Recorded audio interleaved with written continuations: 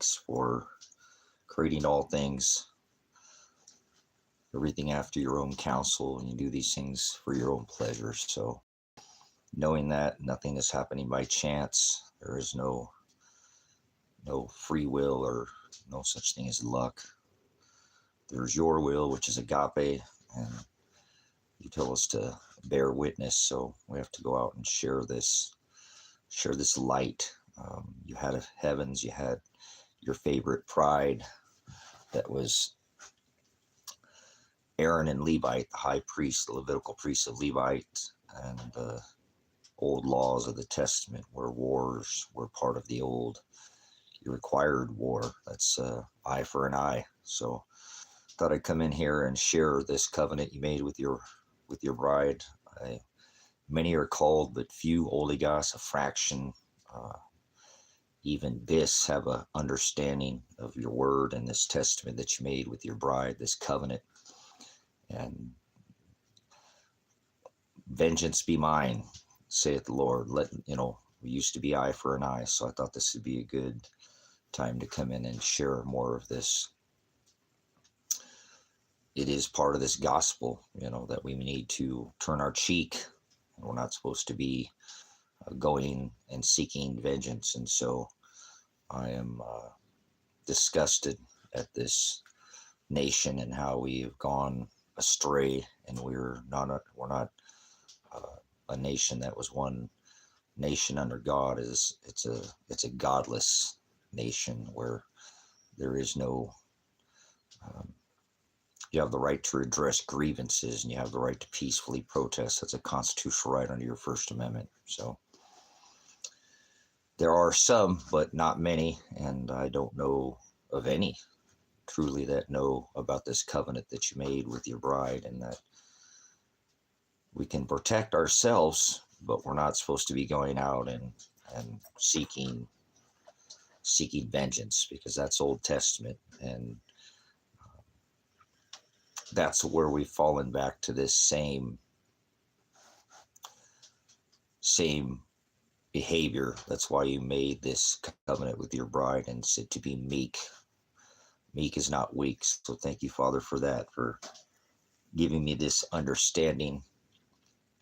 Well, understanding, because I don't understand. I overstand, but I'm not be less. I'm have bounty of this bis knowledge. And you said, my people shall perish for lack of knowledge. So the covenant that you made with your bride does not include vengeance. And again, we have the ability under the Fourth Amendment to be secure in our houses, papers, persons, and effects. So we can protect our home. That's not against this covenant. And I've taught about that, and I know where that's got me, but Father will cover me for the sins of the world, because these people have what has been done to me is because I've redressed grievances and used my right to protest under my First Amendment, and never went outside my own borders per se, and sought vengeance against any man. And in this current situation that I am now, again, I'm a veteran. I'm not talking about past, but once I came to this understanding, or overstanding again, that I realized that I live in a nation that's filled with a bunch of heathens, pagans, and Old Testament. They don't stand against this, and right to redress grievances is a First Amendment right again, and the right to, he says, peace. That's the word shalom. Those who say peace and safety, sudden destruction will come upon those who call out for that peace. So peace is kind of again, something that obviously we're not supposed to, idle hands are the work of the devil. So we need to stay girded in his service. And when we do that, we read his word, because he is the word. That's the word Hopedash. He's spirit. Old Testament was eye for an eye. Under the old law, Torah, if a man came and killed your brother, you could sneak into his house at night and go take his brother's life. But that's not this testament. So going outside of our borders is an abomination. and it's against the covenant that he made with his bride.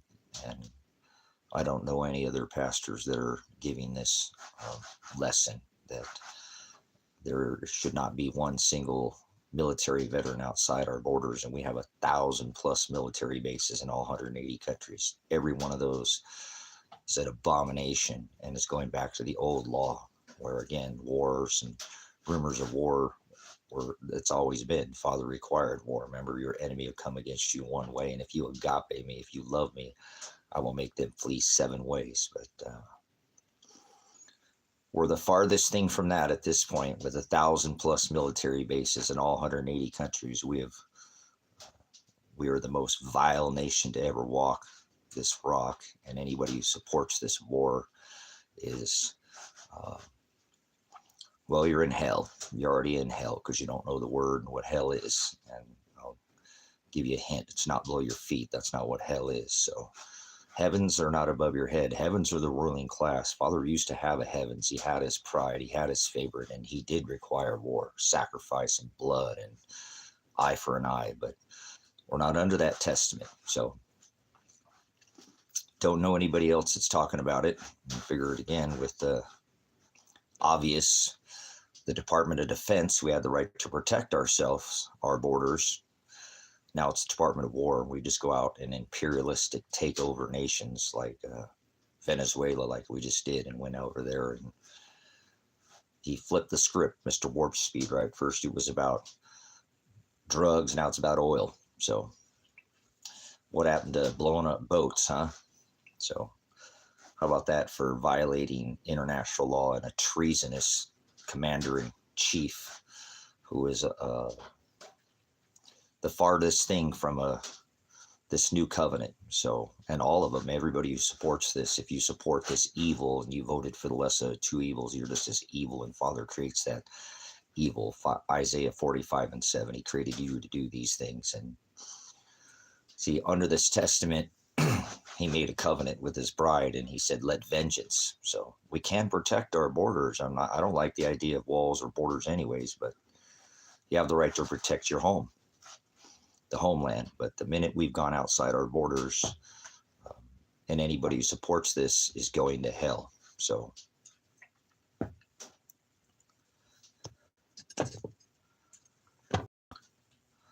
you don't know anything about this testament, do you? So he said, call no man teacher, and we're equally yoked, man and woman, Jew and Gentile, black, white, brown, red, and yellow. So remember, a preacher, they're the ones who can't keep their hands off kids, right? Kind of like the POTUS and all his buddies. His buddy Biden, remember, you knew I was a snake before you let me in, then he let Joe Biden. So 2 cheeks to the same hole, 2 wings to the same dragon. So under this covenant, remember, we're equally yoked. A woman is supposed to, don't boast because you know, but woe if you don't go out and share. So that's this covenant that he made with his bride. Remember, we're not under the Old Testament. Remember, Mary declared that the Hamashiach had risen, given women that voice. And so remember, it's Jew and Gentile, man and woman, all flesh under this covenant. He's an all-loving Father, but he doesn't love everybody. Most people are in hell. They go to hell. They know what the hell they're talking about when it comes to the scriptures. So this testament that he made with his bride, remember, how can a woman not have the ability not to share? We're both equally yoked, are we not? Man was head of household, remember? Woman was supposed to be subservient under the old. This is in the book of Deuteronomy. You've obviously not studied Paul's writings in the book of Corinthians, correct? It talks about this contract that he made under this covenant. So remember, a woman, man and woman, Jew and Gentile, black, white, brown, red, and yellow, all flesh, remember? So try to go back to when the Hamashiach left that neatly folded veil that they put over his face after hanging from a tree. And it was Mary, remember, who had declared that the Hamashiach. Would we not listen to that? You know, I really don't understand how people, I don't think we should send our women to war. on the front lines. I don't even like the idea of war, but women are equally yoked under this covenant. That's the beautiful thing, is that a woman was only supposed to be subservient when it came to the teaching, right? So is a woman supposed to shut up now? No, a woman's supposed to go out and share this same gospel. So we're supposed to be equally yoked. He doesn't want us to sup with vipers, correct? So a viper is somebody who doesn't, they're low energy. Swine. Remember, he cast the unclean truths, not demons. They were not, the man said he was legion, but out of the church and under this temple, right? The body, that's his bride is the church, not crackers and grape juice, and not their massive eating flesh. So it's a question, but if you want the answer, remember what he tells us, that we're supposed to not yoke with unequally yoked. So do you understand the Old Testament, why a woman was supposed to be subservient to a man, and why a woman is not allowed to speak in the church and had no voice? So you're telling me a woman can't learn? A woman has no ability to be covenanted under this testament, yoked with the Father, well, the Hamashiach, right? The Word became flesh, and he hung his flesh for all flesh, not just man. We're going to leave woman out of this covenant? No, that doesn't make sense, does it? That's not how this covenant works. So a woman was given great responsibility back in the day. Remember, Ahab married Jezebel. This is your fake alien nonsense where sons of God who are doing the will of the Father, not fallen because they're doing his will, right, came into the women of men and created bullies. That's the word Nephilim. It doesn't have anything to do with giants or angels or aliens. That's all a bunch of nonsense. So a woman was supposed to teach the children when man went off to war. Remember, she was supposed to be subservient so he could teach her the Old Testament agape. Genesis, Leviticus, Numbers, and Deuteronomy, the first five, the Torah, the Jewish law, the first 5 books in Scripture. See, even back then, the woman was given, she needed to be subservient when it came to the man. But a man was supposed to treat a woman's body like he treats his own, or like he treats the church. So people have perverted. So you're 13, you can't be in here, Caden. This is an adult-only stream, so you got to go. Thanks for coming in. Hey, people are in their 20s, 30s, 40s, 50s, 60s, 70s, 80s, and still act like children. So, but it is an adult only. To be 7 is to be matured. So I've met some 13-year-olds that are more mature than grown men or women. But remember, we're not supposed to sup with vipers. So I apologize, but this is an adult stream because we talk about things in here that probably aren't the best for innocence. He said, you better have a millstone tied around your neck and to be cast in the sea than to hurt one hair on my children. And he's not talking about a minor child either. I mean, it does include, minor, but his children are all ages. So remember, people have so far fallen, the great falling away from the Agape, the Old Testament Torah. We're not under the laws of flesh. Remember, we're bound not by law, but destined. We're already purchased and paid. We are his bride, right? He's the bridegroom, and we're his purchased possession. He already paid for our sins, man and woman, Jew and Gentile. So he said, again, you better have a millstone tied around your neck and cast into the sea. You cause one mind to stumble, my children, right? And be a millstone. You know what a millstone is? Remember, they used to grind out all the grains with a large stone, like a millstone. Here's an image of a millstone right there. There's a millstone, like the key in it. And he said, better to be cast into the sea. That's a reminder of all the false teachings that I went out there and spread a bunch of my own hocus pocus without studying the word. So thank you, Father, for that. So stop, when you think of God's children, stop thinking of minor children. And I'm not, again, we can't have any of them in here because the content is a little more. 7 is the number of maturity, so it's only for mature adults. So if you act like a child, I don't care what your age is, I'll throw you out of here too. So He said, don't sup. One bad apple upsets the whole apple cart. So thank you for that, Father. Like leaven, which is sin. Little leaven leavens the whole lump. So it causes all of it to, it's the way it caused all of it to rise. Remember the Feast of Unleavened Bread. Remember all these feast days, the Feast of End gatherings. And remember he said, gather, first he said, remember, he separates the wheat from the chaff, burn the weeds, right? Bind them and burn them, and then gather my wheat and put them in my barn or my house. So goats and sheep, weeds and weed or chaff or whatever scriptural definition or dialectus glossa tongue you want to speak, but he tells us not to speak in a false, don't add or take away. That Hebrew word is pervert. Well, that's English, excuse me, froward. He said, you're frowarded my agape. Remember, the women who had not been released from their contract, the bill of marriage. They were out there selling their bodies on the streets to feed themselves. They made their own law, just like this corporation, once a constitutional republic, now Act of 1871, it's a corporation. And you're staked, you're bonded to the stock exchange. They sell your debt slave, your labor to other nations. Treasury, where do you put your treasure? So the most vain nation to walk this rock currently would be the Americas, with their 1,000+ military bases in all 180 countries. And anybody supports this abomination, you're in hell. So you're already there. Don't worry, you're not going to go to hell. It's not below your feet. When you die, you don't go to the sky. It's not how heaven's not above your head. You have the dialect of you have no dialect. It's not in you.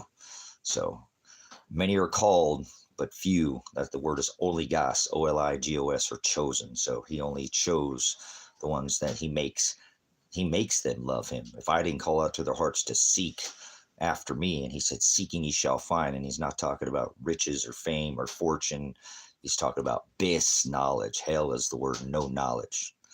Hell's not below your feet. So most people are very unknowledgeable. They're already in hell. So you don't die and go to hell. That's not what hell is. So I want to go back and unlearn and relearn. Probably need to unlearn all the text scriptures one word at a time before you start speaking them, and you have to. Even women need to be sharing the gospel. That's right, Jew and Gentile, all flesh, black, white, brown, red, and yellow, man and woman. So the great falling away, their hearts will be waxed. Remember, the heart's continuously filled with wickedness, cold that they're waxed. It's the way it is. So I have to share this. He said, don't boast because you know knowledge. My people shall perish for lack of knowledge. But whoa, remember the writers of Revelation, the 4 horsemen.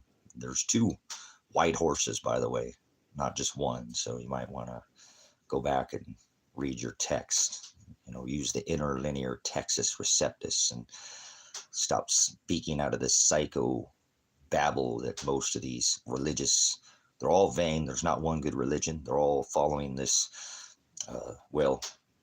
The only way to the Father is through the Son. So if going through the Son, then you're already in hell. So the Hamashiach is the one who hung from a tree, not a cross. Nobody ever carried crosses. That's paganism. The Ankh, he formed the shape of a T or a cross, but they hung him from a tree. Curse it, remember, in Acts, and when they took him down from the tree. So these people are nailed to the stock exchange, like they would nail you or peg you to a stock or a yoke. And that's, they're far from the word. So it didn't take me, days and weeks. It took me decades to unlearn and relearn this knowledge. So that's why he tells us in the scriptures that my people shall perish. No birthday next year, huh? We're not supposed to celebrate anything, especially the celebration of birth. So if you know anybody who celebrates birth, they're a Satanist.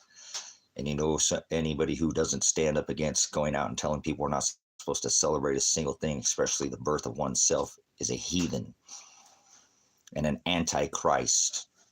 And they're not. Remember, that is the whole world's doing it. So Love, agape. If you're loved by the world, you'll be hated by my Father. So when you go out and tell these things to people, they don't want to hear it.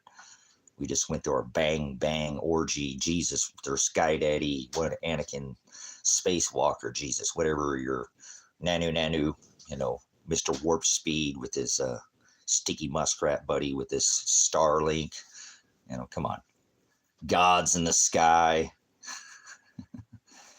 It's all right. I'm not in here trying to change anybody. Father already chose who his bride will be. And he said he'd call their name out. Name isn't Tom or Dick or Sue or Mary.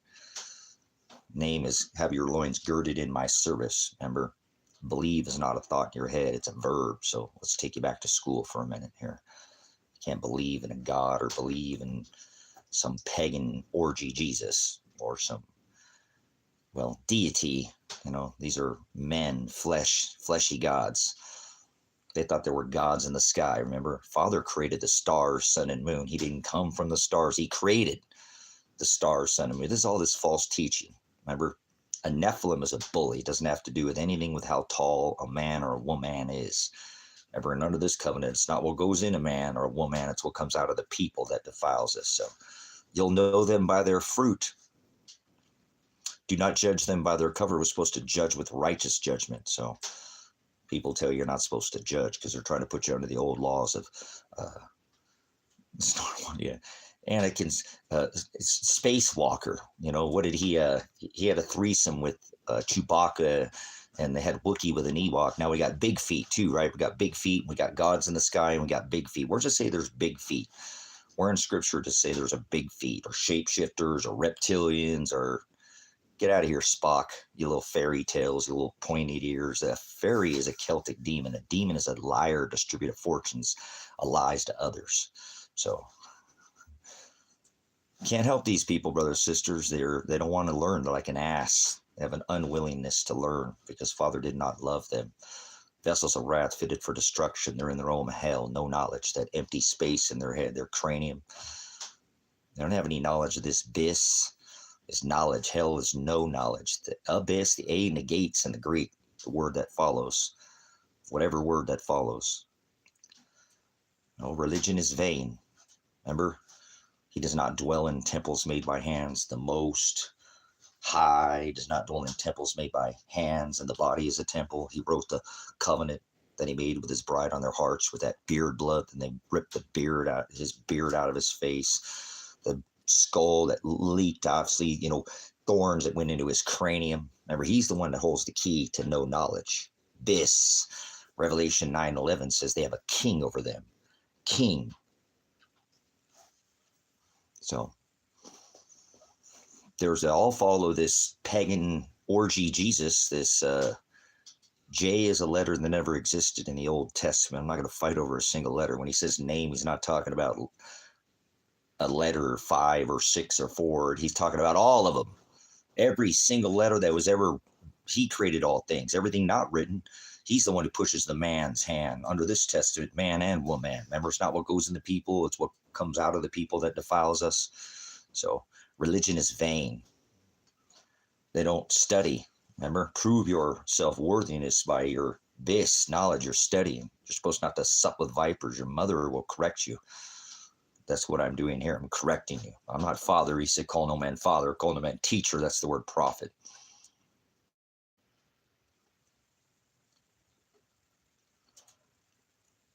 You need to study one word at a time. Cain. Remember Cain and Abel?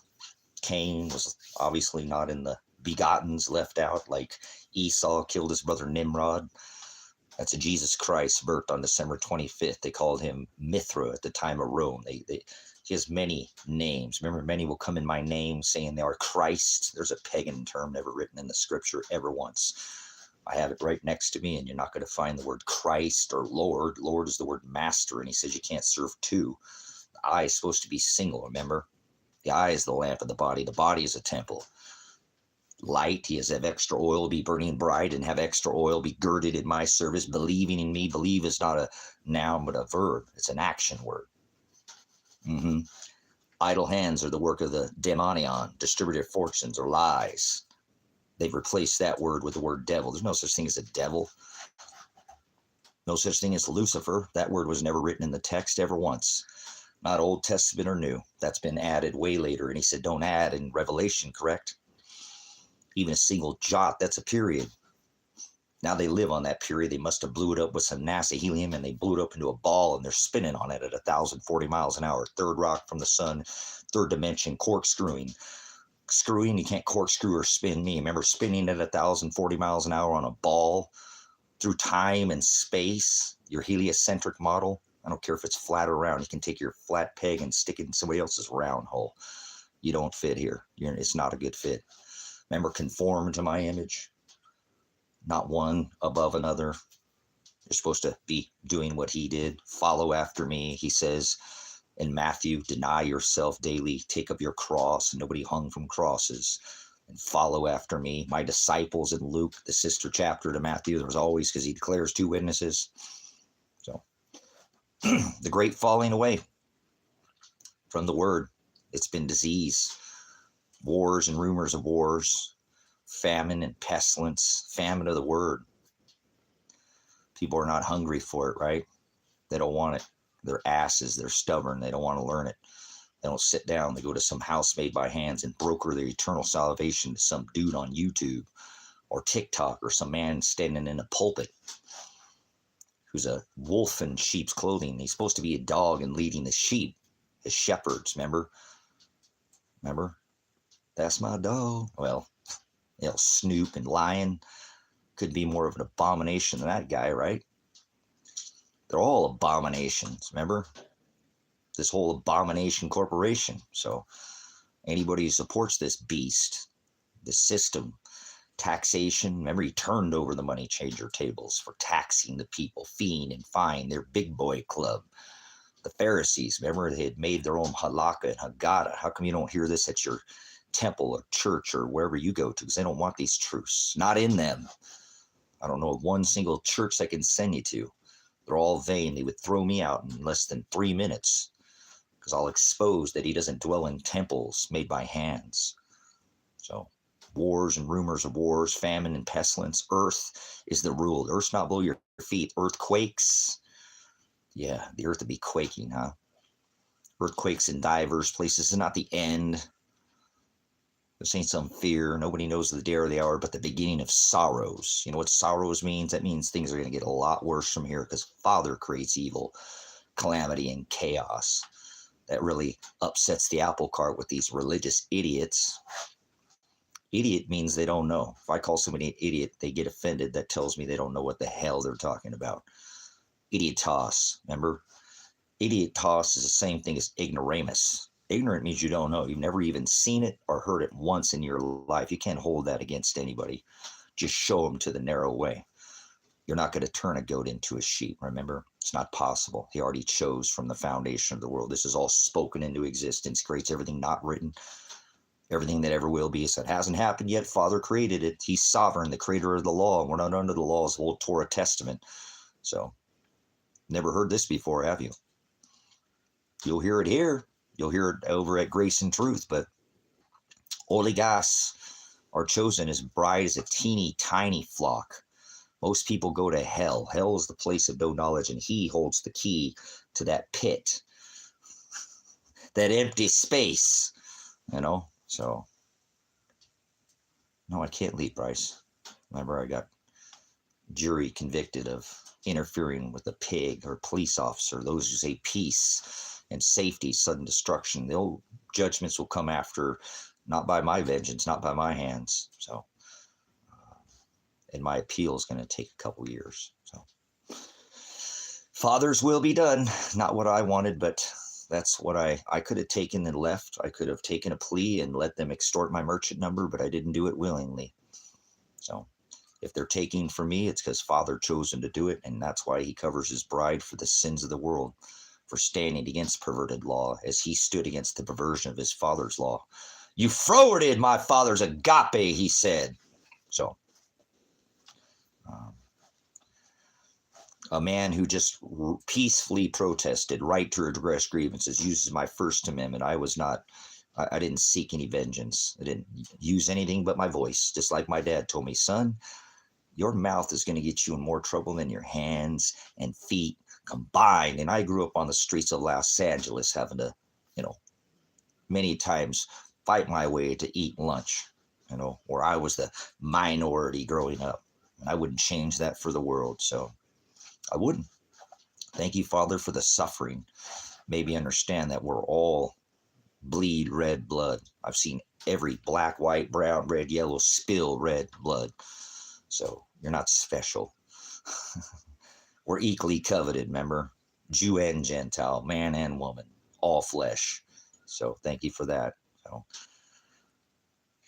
could have. Now I'm on felony probation for 3 years, and I'm considering going and just serving out the jail time. Even though I don't think I should have ever spent a single day in jail. That's this corporation abomination. So this is what they do to men like me who speak up against their perversion. They throw you in a cage. Remember, they threw Christ in a cage, the Hamashiach, the Messiah, for standing against. He ate wheat on the Sabbath. Remember, he didn't hang out with the elite, the big boys. He hung out with a prostitute. Remember, he turned over the money changer tables for fees and his suppressing his people. So that's all you can do is just share people, share the agape, right? This testament that he made with his bride. It's written on their hearts. They'll want it. Most people don't want these truths. The word is aletheia. They want their own perverted word, and they twist and make their own versions of the gospel. And he said through Paul's writings, another gospel. It's exactly what Paul was talking about, and another Jesus. You want that term. Give me 1 second. I'm going to keep this call. I've got something on the internet. All right. Thank you for your patience. So remember, agape, that's the word love. Love is patient. So love is kind. It is meek. It is charitable and boast, remember? So supposed to share these truths. That's the word aletheia. Fathers, crush me. I am doing everything I can to just keep my head in above my shoulders, if you will. Don't tilt or put my head down. He said, look up, for your redemption draweth nigh. So he's the Redeemer. He's the one who paid that bride price, and he'll redeem what he already paid for. Redemption means that you've already been paid for, and somebody's going to come back and pick up what they already bought. So Father does all things after his own counsel. He creates evil, good, and evil. He does them for his own pleasure. He creates everything written, everything that ever was, everything that ever will be, everything not written. So if it hasn't happened yet, he's the creator. He's the sovereign, most high, the most God, if you will, is a title. But the big G, not some little G deity, man, God of flesh. So he told us in Paul's writings to put on the armor of God and wrestle. That armor is the word, not against flesh and blood, because we're not under the laws of flesh or blood, fee and fine and sacrifice and ritual. But people don't want these truths. They want to celebrate and think they can get to Father by their works.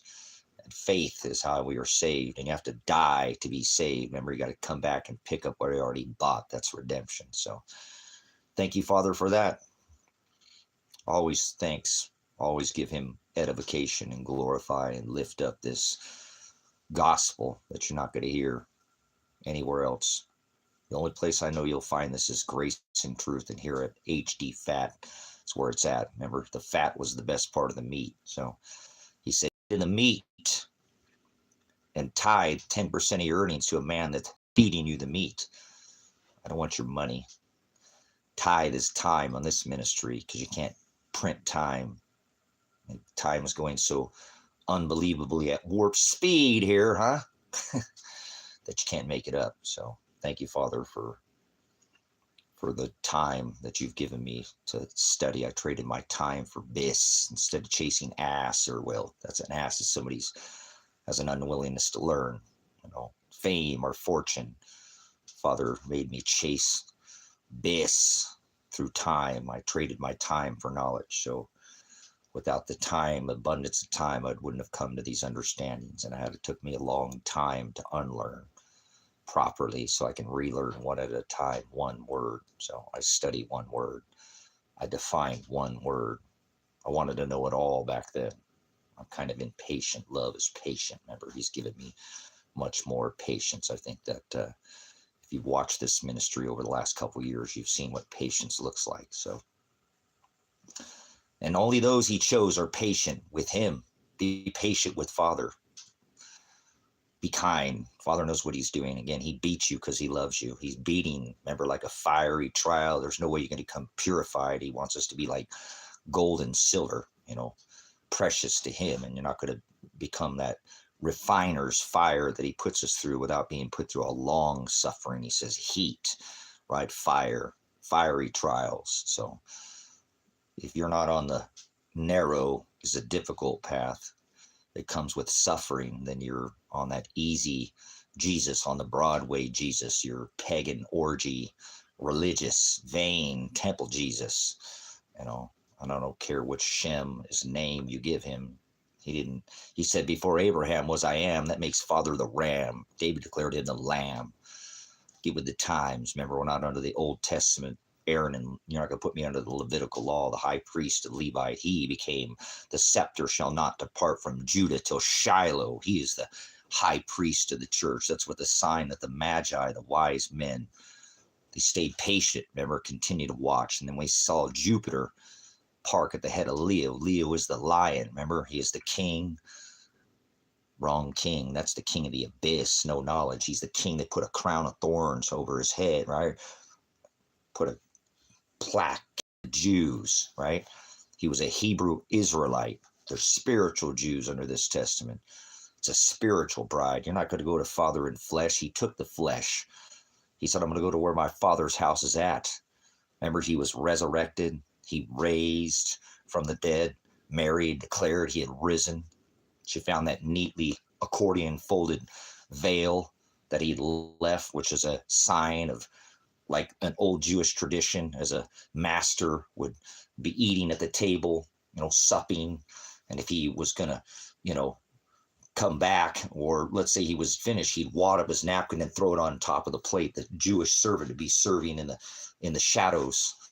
But if that master left that neatly accordion folded, it meant he was going to return. Maybe he's going to go, had a call, or had to go take care of one of his ladies or something. He was going to come back and finish. That's the redemption, the promise of his return. That's why Mary found that neatly folded mask, and she knew exactly, veil, because they veiled his face. Why do you think they stuck that little blue face mask over everybody? To mock you. Remember, I can't breathe. Yeah, they stretched him back so he couldn't breathe. It was a torture machine. Nobody hung from crosses. The Romans were masters at torture, masters at crucifixion. Remember, John was crucified on an X. Peter asked to be crucified upside down, because remember the phileo? You got to rob Peter to pay Paul. Remember, Paul went out and shared the gospel, and he was a Pharisee, remember? He was a mass murder. Yeah, that's right. A mass murder of Christians, right? So Father knows who his bride is. He takes those with less will have more, and those with more will have less. So the measure you pour out on others will be returned to you. Judge, thou shalt be judged. So you're not going to put me under the laws of Aaron or Levi telling me I'm not supposed to judge. You're an idiot. You've never read the word once in your life. Or you brokered your salvation to some dude in a pulpit. So, not for me to decide. Redemption means you've already been paid for. If you pay for something, you come back and pick it up later. That's the word redemption. It doesn't matter if it's 2 hours, 2 weeks, 2,000 plus years. It doesn't change what the word mean is redemption. Remember, he's going to prepare a place, bind them, throw them in the fire, then gather my wheat and bring them to my barn. That's Father's house. So he's preparing that place. He took the flesh. Remember, neatly folded napkin, redemption.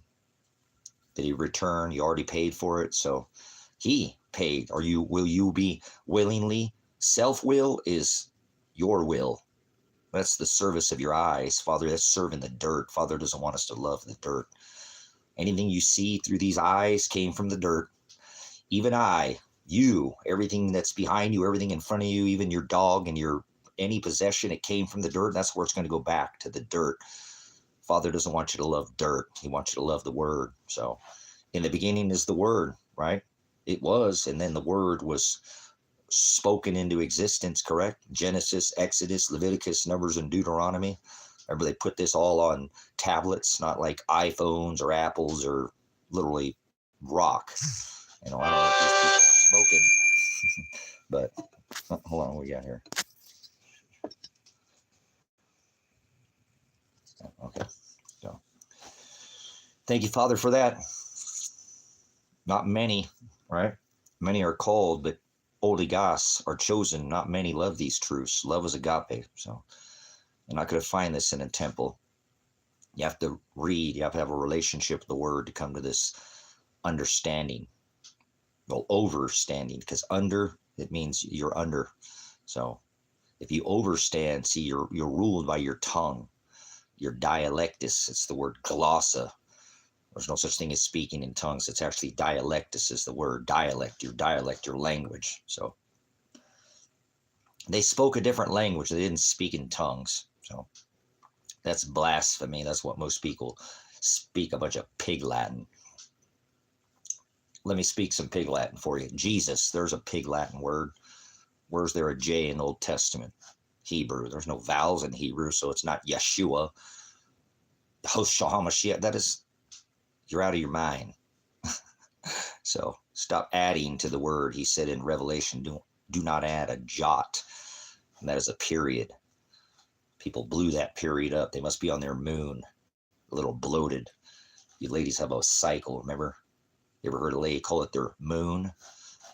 Like the egg drops, kind of like the ball in New York. I think you dropped your balls there, huh? So remember, it's not for me to decide. They're already chosen. He said, if I didn't call out to their hearts to seek after me, not one of them would. So I'm not in here to bring you to God or make you change your ways. That's the word rebuke. In the military, we called it about face.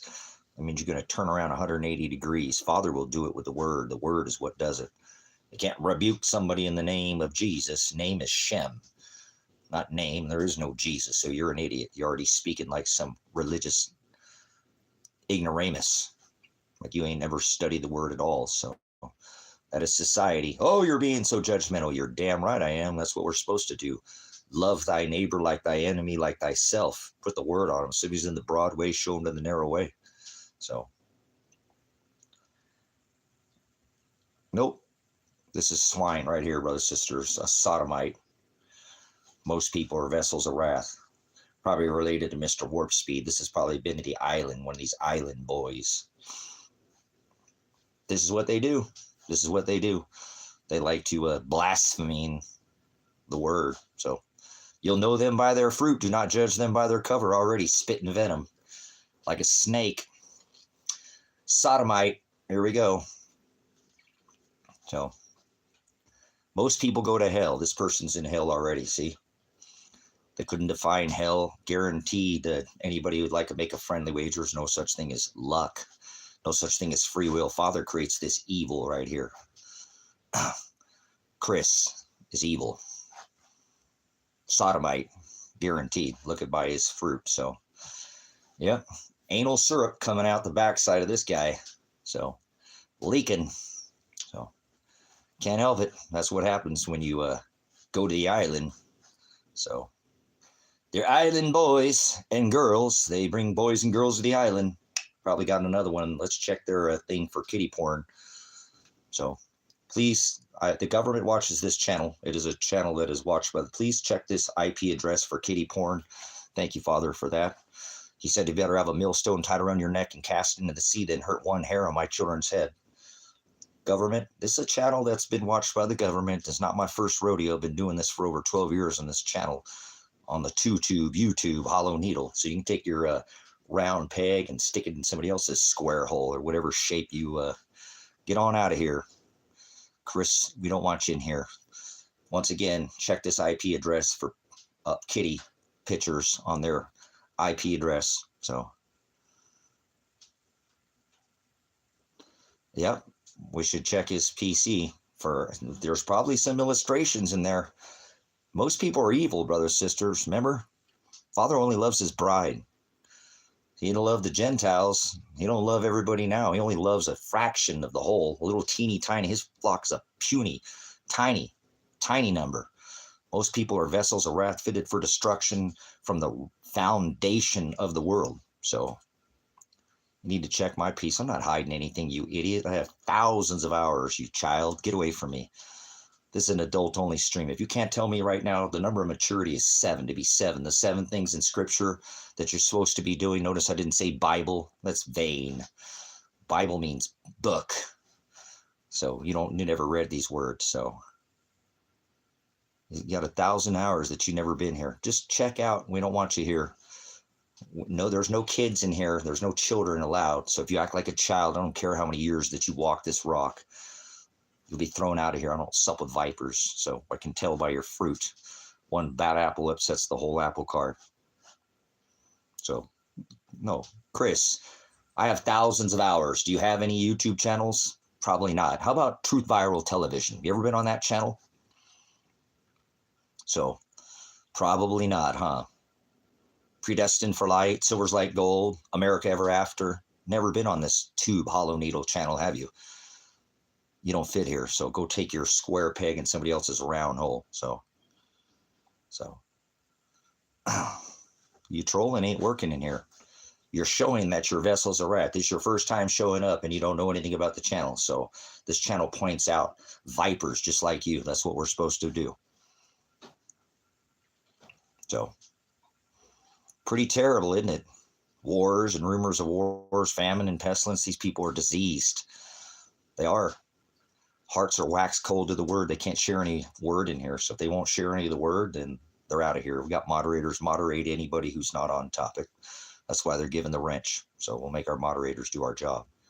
That's what they do. That's what they have the wrench for, is to number 10 socket, get lost. Get out of here. You're not welcome here. He said, don't sup with vipers. Don't cast your pearls before swine. I'm not supposed to. Come out of her, my people. Be in the world, but be not of it. You speak of these worldly things like a sodomite or your PDO file, your PDF files. They're going to check them. Father's going to judge you after this, no matter all judgments happen at one time at the 7th and final trump. Remember? Yeah. Get out of here. We don't do your warp speed. No kitty touching here with your pagan Jesus. Orgy Jesus. Yeah, Kronos, Mass A, throw your kids in the fire, eat your kids. So don't come in here with your Mohammed or whatever your pagan orgy. We can tell you by your fruit. You're a bad apple and you're not allowed to be in here. One apple, bad apple, remember, it rots and then it makes and it touches the next one and the next. Yeah, so we're not allowed to sup with people who are not in the narrow way. We'll show you to the narrow way, and if you cannot produce fruit in here, clean fruit, then you're not allowed in here. We don't just let anybody come in this channel. We throw out more people on a regular basis than come to this ministry. So Father sends them. Those are the ones with the hearing ear, and those are the ones he lift the scales from their eyes. This is the word apocalypse. I am Pastor Apocalypse, Pastor Revelation. So welcome to the last jots, yods, and tittles of that scripture book. We're in that last one. What do you know? But you wouldn't have any idea what time it is, correct? The fruit inspectors. Inspector Gadget, right? Go, Gadget arm. Reach out and touch somebody like AT&T. Let your fingers do the walking. No, there's no religion in here. So, no, time isn't real. Somebody actually said something. Time is illusion. You telling me that a number with a hand pointed at a number or some 0101 on a screen is you don't have any idea what time it is. Tell me what year it is. Let's see if you even understand what year it is right now. We'll see if you're a pagan and a Satanist and an antichrist, because you're either with Christ. That term was never written in the text. I rebuke your Christ. Well, rebuke with the word. Well, that's not what time is, so no, it's not 1926. I'll tell you what, it's not 2026. That's a pagan orgy calendar. You're a lunatic, so get out of here. It's not 2026. If you think it's 2026, leave right now. Get out of here. Be quiet. Assert your right. Your Miranda rights remain silent. You can STFU. Yep. So that's all right. No worries. We're not going to, I'm just showing you these people don't know what time it is, let alone what year. So they think they know what time is. Time is a doorway, like death is a doorway. Where one door closes, another opens. So you're supposed to die to self daily, to flesh, not spiritual death. But you wouldn't know anything about that, would you? Uh-oh, this guy wants me to take drugs. We got a drug pusher in here. Report this person for drug pushing. We got another Maduro in here. Or is it Modelo? Maybe I don't know what he's drinking. Yep. Won't happen. You're not going to fit here. Your little square peg won't fit in this round hole over here, will it? Whatever shape that you do with your little triangle god. Yeah, you're transgender, three-sided, 3-in-1, all-in-one Jesus, transgender orgy Jesus. That's Satan myth, or you're a child. You've never studied the word, so you're not welcome here. Goodbye, trolls. Go we're supposed to be fishers of men. Yeah, you're a fruitcake. This guy, let's see, not your typical, okay, well, whatever, not. We'll just call you not. Define the word hell right now here. Let's see, define the word hell. Define the word hell, not. Don't moderate this person. Let's see if they're an ass, if they can even learn anything or teach anything. Define the word. It's in Revelation 9:11. They have a king over them. So if you cannot give the definition, moderate this idiot, because they don't know what they're talking about, never seen it or heard it. And now, hold on, give him one more. Define the word abyss right now. I already defined it. You could go back in the stream. I already gave you the definition. So slow down, Turbo. We'll even give you the test one word at a time. See if you can pass the test. If not, get the out of here. Leave. You're a child. It's an adult-only stream. I don't sup with vipers. You're a viper, like the Leviathan, that crooked serpent in the garden. So that's not what the definition of hell is, though, Dino. I didn't ask. Oh, no, Dion. My bad. Like, that's right. No. So,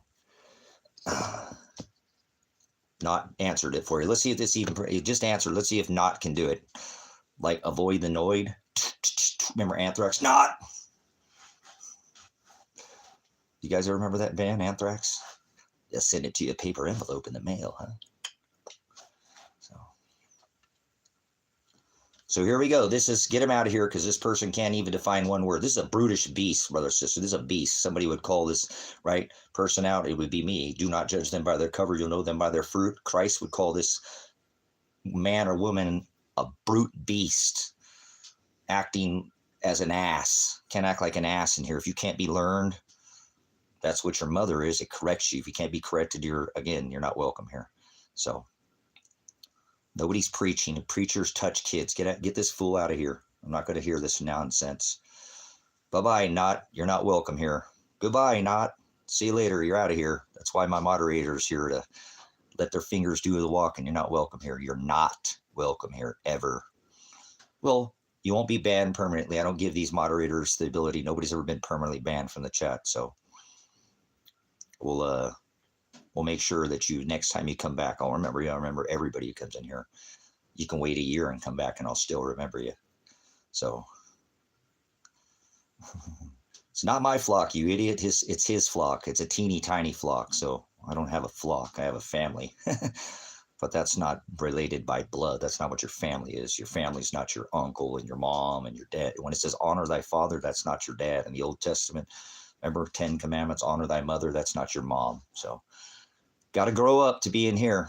To be matured is to be 7. So if you cannot be mature in here, we'll throw you out. So that's how we work. He tells us don't cast your pearls before swine. Remember, your treasure. You can put it these earthly things. Earth's not below your feet. Heaven's not above your head. Hell's not below your feet. So the handiwork declares, right? It's declared in the firmament. Cosmos, the orderly arrangement of the celestial firmament, the stars, sun, and moon. So they live on a planet of the apes, right? Think they're going to grow a new thumb with evolution, right? If a man evolved from apes, why are there still apes? They're still waiting for that thumb to grow, I guess, huh? Can't help these people. They don't want to learn, brothers and sisters. That's what an ass is. The Hamashiach would call him an ass. He gives most people a deaf ear. He can sit there and talk to you blue in the face. Yep, that's right. We can't change people. We're not supposed to try to change anybody. We're to show people they're in the broad way to the narrow way. That's what it says. Agape. That's the word love. We're supposed to share that agape. Love thy neighbor like thy enemy. Your biggest enemy will be you. I am my biggest enemy. By self-will, you'll have your name blotted out of the book of life. You sent yourself to hell. You're already in hell. Hell's not below your feet. Earth's not below your feet. Earth is the ruled, and you're ruled by your forked tongue.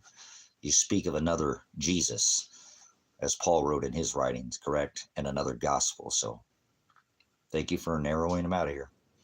Don't have to do it. That's not what we're here to do. We're here to share the horizo. He's the one who, remember, separates the wheat from the chaff. We let him speak for us. We put the Hamashiach at the top of our house. We let him speak. So the words are, that's what it says. Don't cast your pearls before swine. So swine is low energy. People who are low energy are like an ass. They have an unwillingness to learn. They're stubborn, like a donkey. There are some dogs that are like that. They're just not good animals. They don't make good pets. They're not eager to please. So we need to, you know them by their fruit. Judge that shall be judged. So that's how we do it. Thank you, Father, for that. I don't do this for the numbers. This channel is not monetized anymore. They took our monetization away. It wasn't like we're making any kind of, I'm going to get $100 every couple months or something like that. And that didn't come from YouTube. It came from you guys by the super chat. So thank you for that. I don't need your money. I have money. I spent a lot of money, but I don't need money. I need to share the word. That's what Father makes me need. There's nothing else in this world. Everything else is trash. Rubbish. The whole world is trash. Great falling away from the word. All these nations that war outside their own borders are trash. And Old Testament, they'll face their judgments, eye for an eye. In Old Testament, one sin was death, whether venial or mortal. You ripped the Hamashiach down from the tree when you sinned, right, against his agape. And hey, he'll cover you for standing if you do the sins of this world. Remember, if you were loved by the world, you'd be hated by my Father. So I hope you're not doing this earthly ruled world who was ruled by their tongue. A forked tongue is what it is. They speak of another Jesus and another gospel. So they don't have the gospel in them. The gospel is the word. So that's that armor that Paul told you to put on in Ephesians 6 and 11. But I don't like quoting scripture like that because I want to come off with some religious, You can know every scripture and you quote every single passage and which book and which, but you're just head knowledge. If you're not applying it, girded in my service, have your lamps trimmed, be burning bright. That doesn't get you. You have to, remember, be girded, your loins. You have to be doing his will, not your will. You can know everything in that book, but if you're not actually a living testament of this covenant that he made with his bride, then you're just a vessel of wrath fitted for destruction from the foundation of the world. So you can't turn a goat into a sheep. They like to, remember, the goat, remember, Father's the ram. They blow the ram's horn, the shofar, but it's not in them. So we can't do this. It's not possible. You can't turn a goat fitted for destruction from the fountain that was already written. That's what people can't seem to come to this understanding, this knowledge. They have no discernment, that they're not creating anything. Father knows what you're going to do. You can do self-will, but Father knows what you're going to do. You have options, but it doesn't mean that there's free will. It all comes with a price. No such thing as free will, no such thing as luck, no such thing as Jesus, no such thing as Lucifer, no such thing as God, no such thing as Lord, no such thing as Christ, no such thing as hung on a cross. That's all paganism, Satanism. Satan is the adversary. And that's what you act like, a Satanist. If you come in here and you're a Satanist, we'll give you some correction. If you can't be corrected, we'll mother you. That's your mother, not your mom. When it says honor thy mother, that's not your mom. If your mom's a heresy and a Jezebel, depart from her. Same thing with your dad, is not your father. He said, call no man father. Like Pope, Papa, Catholicism, satanic, cult worship. They worship their birthright. Remember? That's all they're about. They're like Esau killed his brother Nimrod. Old Testament, who's your daddy? Like those Hebrew Israelites try to come in there, and I crush them every time with a word, don't I? I've only had a couple. They don't last a couple minutes in here.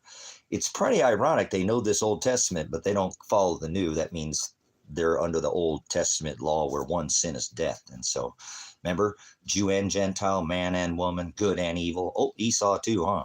Yep, well, both houses. Remember? All houses under this testament.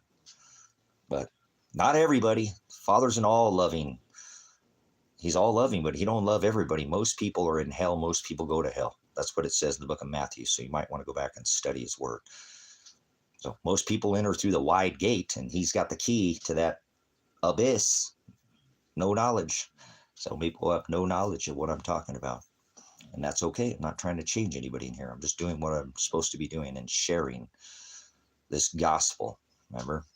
The gospel comes with suffering. So if you were loved by the world, you'd be hated by my Father. Remember, he said they hated me before they hated you. So I hope this world hates you. YouTube. I hope everybody in this world that you come across, other than the bride, if they don't, then they correct you if you make a, remember, slip, cause one of mine to stumble, you better have a millstone tied around your neck to be cast into the sea. And he puts 1 foot on the land and 1 foot on the sea. At the final trump, that's the great and dreadful. Well, great for very few, oligos, and dreadful for most people who go to hell. There's only one judgment, brothers and sisters, so you might want to get with that. People don't die and go to heaven or hell. That's not what heaven or hell aren't above your. Heaven's not above your head, and hell's not below your feet. You have no understanding of the celestial firmament and what's below the rock that you walk. So the chasms, remember, he destroyed the physical temple. The 10 Commandments, where do you think they went? So, but you believe in ant people thinking that they're like reptiles or shapeshifters, the Hopi. They weren't. They were people who went 10 stories down to get away from the cycle of the Yuga cycle of the sun. So they had much more knowledge than these. Well, remember, Cro-Magnon man had a bigger brain. You know, your brain's the size of your 2 fists and thicker skin. These people were very thin-skinned people. So religion does that to people, waters them down. So that's what it does. Makes their dialect alien. So no such thing as alien. There's no such thing as aliens. Alien is a word. When I grew up, they were called illegal aliens. Now they call them migrants or immigrants. And remember, we're a nation of immigrants trying to keep out all the immigrants. What kind of sense does that make? Like America, it makes no sense. So I rebuke America. And everybody supports these ISIS terrorist thugs going through and violating the right of due process. So no warrant, no signed indictment by a judge. That's a kidnapping. So they're going to bring people back because they already did this, failed the right of due process. You don't have to have rights, or you don't have to have a citizenship in this country to have rights under the Constitution. The right of due process, if you make it within inside these borders, I don't care how you get here. Remember, a nation of immigrants. They came across the ice bridge. They came from the south. The Mayans, remember, wandered in the Yuga cycles. They knew of the coming of the cycles. Obviously, they weren't Native Americans. You're an idiot. Get away from me. They were pagans and heathens. They went after pole gods, gods with heads of beasts and animals, and pole gods. That's paganism. That's Catholicism. That's your cross. So it's the same thing. Doesn't matter. People love worshiping their pole gods. They like to worship the stick, the phallic, you know. I got the magic stick, you know. Yeah, they nailed him to a tree. There's no such thing as magic.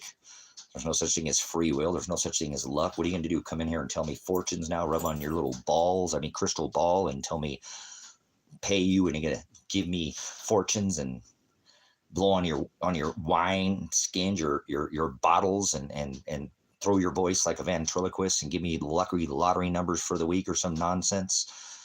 Lottery. They had lottery at the time of Rome, right? Remember red team, blue team? Well, they're doing it again. The donkey and the elephant. Nothing changed but the weather.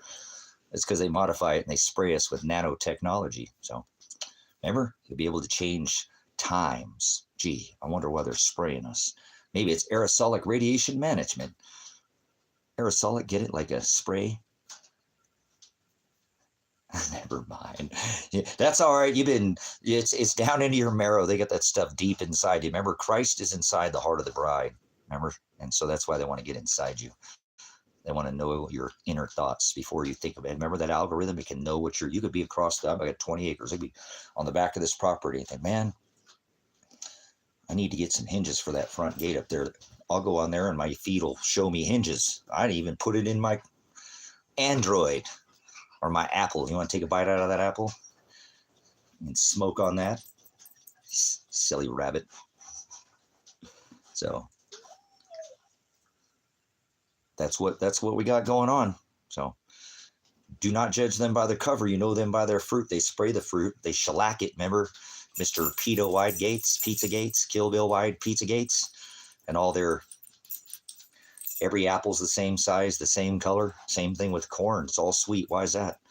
It's all been modified with chemicals. They spray us with those chemicals. Nanotechnology. So they've been doing this for a long time. I've had a chemtrail tattoo on my body for over 10 years now. And imagine 10 years ago when I was trying to tell people they're spraying us with all this fluoride, bromine, yellow mold spores, right? Aluminum, barium, strontium. No. Now we've got shadow chemtrails, right? Oh, don't talk about chemical trails. Remember, they chemically modify your food. You don't need to read books anymore. You can just go to the store and flip around a label. It's a dear novel. Remember what used to be in bread? Why, when you set bread on the counter, does it not go bad for weeks on end? Because that's not bread. What the hell are they doing? Putting corn syrup in bread too, huh? Syrup like anal syrup. You got it leaking out your backside. You need to go. Anus like an ass. You know what toilet paper and Star Trek have in common? They both fly around Uranus looking for Klingons. Stop trying to cling here. You're not welcome. Get away from me. You stink. So you're full of it. Get out of here. You don't want to talk about them. What do they actually have? A homogeneous, they got a name for these man-made clouds now, right? Waffle fries in the skies. No, everything's fine. Everything's awesome. Team America. No, they're doing it all over this rock that you walk. It's not just here in the Americas, north and south. It's all over this rock. So, but you don't want to talk about it. You know, some of us been talking about this for more than a decade. They told us crazy when we told them to buy silver at $13, $14, $15. You know, and look at it now. Where do you put your treasure? So I don't lift weights. Want to know why? Because they're heavy. I'm a farmer, so I lift 400-pound beams and animals and build, and so I don't. I used to could, but not anymore. So. I got 0% body fat, so I don't need to work out ever. Weights are heavy. I don't run because nobody's chasing me with a knife. So I don't live near anybody else. I only have one neighbor. So yeah, you can see me lifting beams over there on the Rusty Dragon. 165 pounds of me lifting more than double my weight over my head too. So inner strength. You know what tensile strength is? Tensile strength, like chi. You ever take any karate, any jujitsu, any kind of martial arts? Yeah, 0% body fat. I don't have any body fat. So nope. In the summer, my son says I get an 8-pack, not a 6-pack. So yeah, the farmer strength's different. You ever mess with a cowboy? So they have a different kind of strength. Remember, they can throw bales up in the back of a. So no, we're not going to show you your. I've showed it before. You can go and see my stomach on here. I'm not going to lift up my stomach, but or my shirt. But I don't have any body fat, and it's the winter too. I only work a quarter as hard as I remember. You put up stores for the winter, so I'm like a chipmunk. You know, got a brain the size of a pea, and nobody's telling it to put up nuts. The man's nuts. Grab them. Never mind.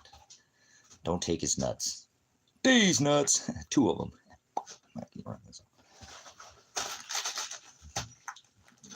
Hey, wise as a serpent and gentle as a dove. You read a lot? Of course I read. I'm surrounded by a library. I've got books all over here. There's a whole library in the back of there. I've kind of got a collection of books. So I'm going to stick to the gospel now. Everything else is kind of a bore. Like a boar goat. No. Hey, now that's some good red meat right there. You can't turn a goat into a sheep. I like leg of lamb too, remember? They'd sit through the Yule You as a baby lamb log on the fire, that's the swastika, the sign of the symbol sign of the old, remember that Yule wheel?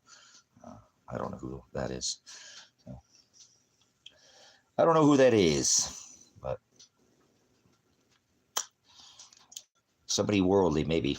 So, but thank you, Father, for the blessing. Like I said, thought I'd come in here and wars and rumors of war. America's at war, but Americans won't do anything until there's a bomb falling in their backyard. That's the American public. So, he talks about you a lot. I don't know who that is. So, either way, like I said, I thought I'd come in here and see if we can speak to this American public, Americant that makes no sense. But where'd all that copper go? Who bought all that copper on the market from Atmex and SD and JM and Money Metals and Monument Metals? Who bought all that copper, huh? Remember, they made copper and silver a strategic metal. So why? Strategic means in the event of national security. I wonder if they're going to Eisenhower tell you by executive order, Mr. Warp Speed will tell you to turn in your silver and your gold so they can digitize and track and credit score you, tokenize you like a coin, 2 cheeks to the same hole, 2 wings to the same dragon, like a coin that has 2 sides. You've been tokenized, digitally tracked and traced, tokenized, credit scored. Communism coming next. Ha ha ha. After the reset, the great reset, they've been talking about it. They're already resetting the system. Remember, look at the price of silver. What was it? $80. That's a steal. I'm not telling you to buy anything. I'm not giving you any. That's God's money. Remember, gold and silver. So, not giving any financial advice. Contact your financial advisor, Charles Schwab, whatever your Robin Hood app, whatever, for you move any of your 0101010101, your digits on a screen, kind of like you've been tokenized. Like Chuck E. Cheese, gonna put you in the slot. Skee ball, huh? Talking about the balls, huh? Balls in the hole. So I'm gonna dip my balls in it. Remember that? Who said that? Oh, I think that was Andrew Dice Clay. Sorry, dice. He knows where the dice will land too. So hey, we got to put a little humor in it. So no, I wouldn't put anything in a stock. So don't listen to this idiot right here. Gold has outperformed the stock market, outperformed Bitcoin. It's God's money. It's an indicator of chaos. So the higher the price of gold. So, yep, I know you did. Chris is back. Look at this. Anal syrup's back here spitting his venom again. He's got it leaking out the front and the back now. Bye-bye, Chris. Get Chris out of here. Make sure you ban this person, not permanently. Give him at least a 24-hour ban. You're going to go wrestle a mud serpent? Uh-oh. Watch out for this guy. He's a fudge packer. Probably been to the islands. I think it's a guy. Lawrence, are you a dude? Oh, you're scared. Yeah. Okay, goodbye, child. Get rid of Lawrence, too. Like Tracy beat the snot out of his wife. So, wife beater. Remember? Little tank top. So, that's what you should remember. He said only fear the Lord.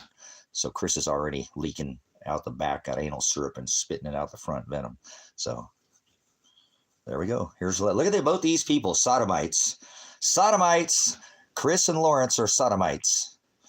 They are. You'll know them by their fruit. They got it coming out both ends, backside and the front side. So, no, you're not going to buy me any stock. You've already been stocked, you idiot.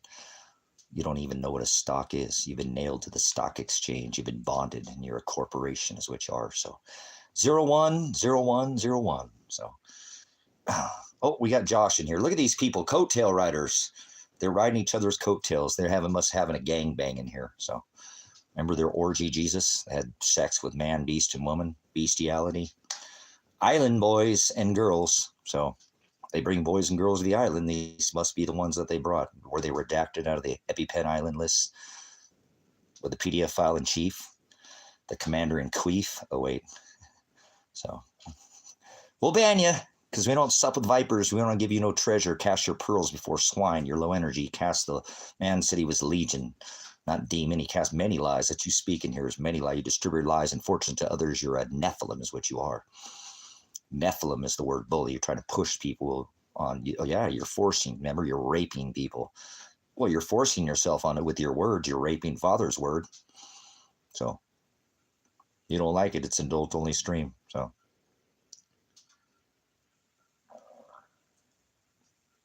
sodomites. They're soda. I don't drink soda. The sodomites. You drinking the bubbly, the carbonic acid? I don't know what kind of tabs these guys are on. So, we've already taken over Venezuela, remember? We're going to take over Mexico. We're going to take over Greenland. Remember when we went over there in Nicaragua? I don't do niggers, white niggers, black niggers, brown niggers, red niggers, or yellow niggers. So niggers an attitude. So don't come in here with an attitude or a chip on your shoulder. We'll throw you out of here too. So you just don't love these truths. So, or you're the white nigger holding your breath, and now you're a blue nigger in chief. I mean, that's the orange. So orange, get it? Bad man orange. So Joe's buddy, remember, I was a snake before you let me in. Then he let Joe Biden. Now it's 47 Back to the Future. 4 plus 7 is 11. When you skip Joe Biden, you want to go back in time. 4 plus 5 is 9. 4 plus 7 is 11. President 9/11. Remember, they have a king over them, the king of the abyss. You have no idea what you're talking about, do you?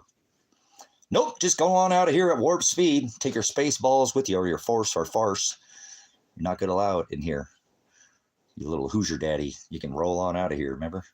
I got some of them Firestein, not stone tires. They're Jewish tires. Not only do they stop on a dime, but they pick it up. Get it? Firestone, Firestein. Is it Berenstein or Berenstein? So maybe you've been Mandela affected. That's your problem. So, no, we're not any uppers, you child. I don't do drugs. Drug pusher. Eternity doesn't know what eternity is, doesn't know what incarnation is. You're a child. Get this idiot out of here. Well, we'll give you one more. 2 times and then throw him out of here. So, yep. See you later. So, sucker, stick that in their jaws there. It's a sucker Christian.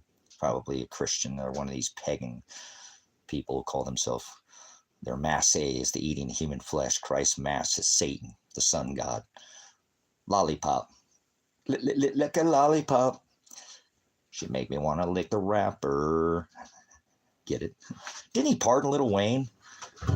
And the J6ers too, right? All these Proud Boys out on the street, ISIS terrorists. Yeah, a bunch of J6ers and Proud Boys going out there getting paid to run people over in the streets. Remember? Fucking bitch. I think that's what he said, didn't he? So, these people do not care about their own. The war is on for the people. Apologize for my cursing, but that's the last thing I'm worried about. I only fear the Lord. So, Lord's actually a pagan term. We'll use your pagan term. It's never written in the text. There's no such word. You can't serve 2 masters, so.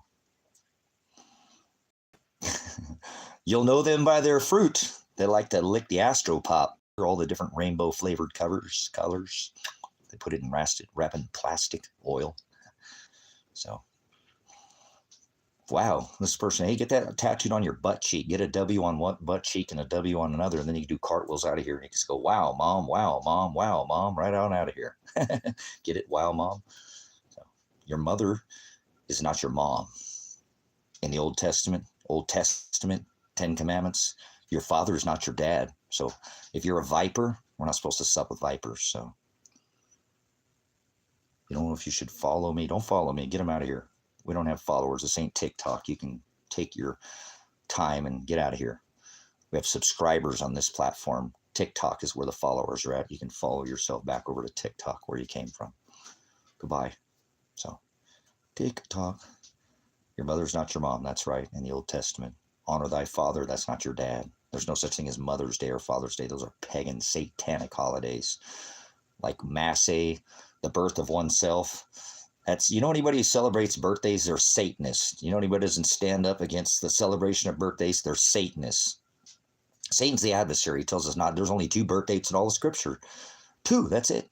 One was Satan, Jesus Christ, birthed on December 25th. Remember, the Hamashiach was birthed when the shepherds were in the field with the sheep.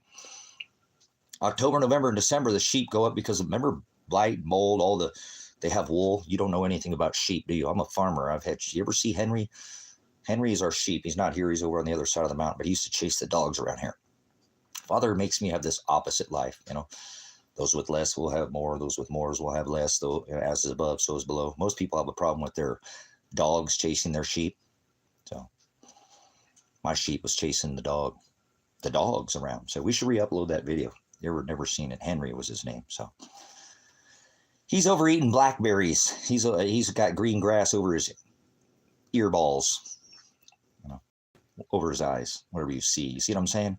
So you hear what I'm saying? So we don't all have the same taste, right? In music, chant, mantra, beat it like a drum. You can beat it like Michael Jackson. You can get out of here. My dogs are wimps like me. Okay, whatever. Chris is still in there. Chris, that's all you do is troll all day, right? Try to get people to troll you. Get out of here, Andy. Check this person's IP address for kitty porn. We already had him in here earlier.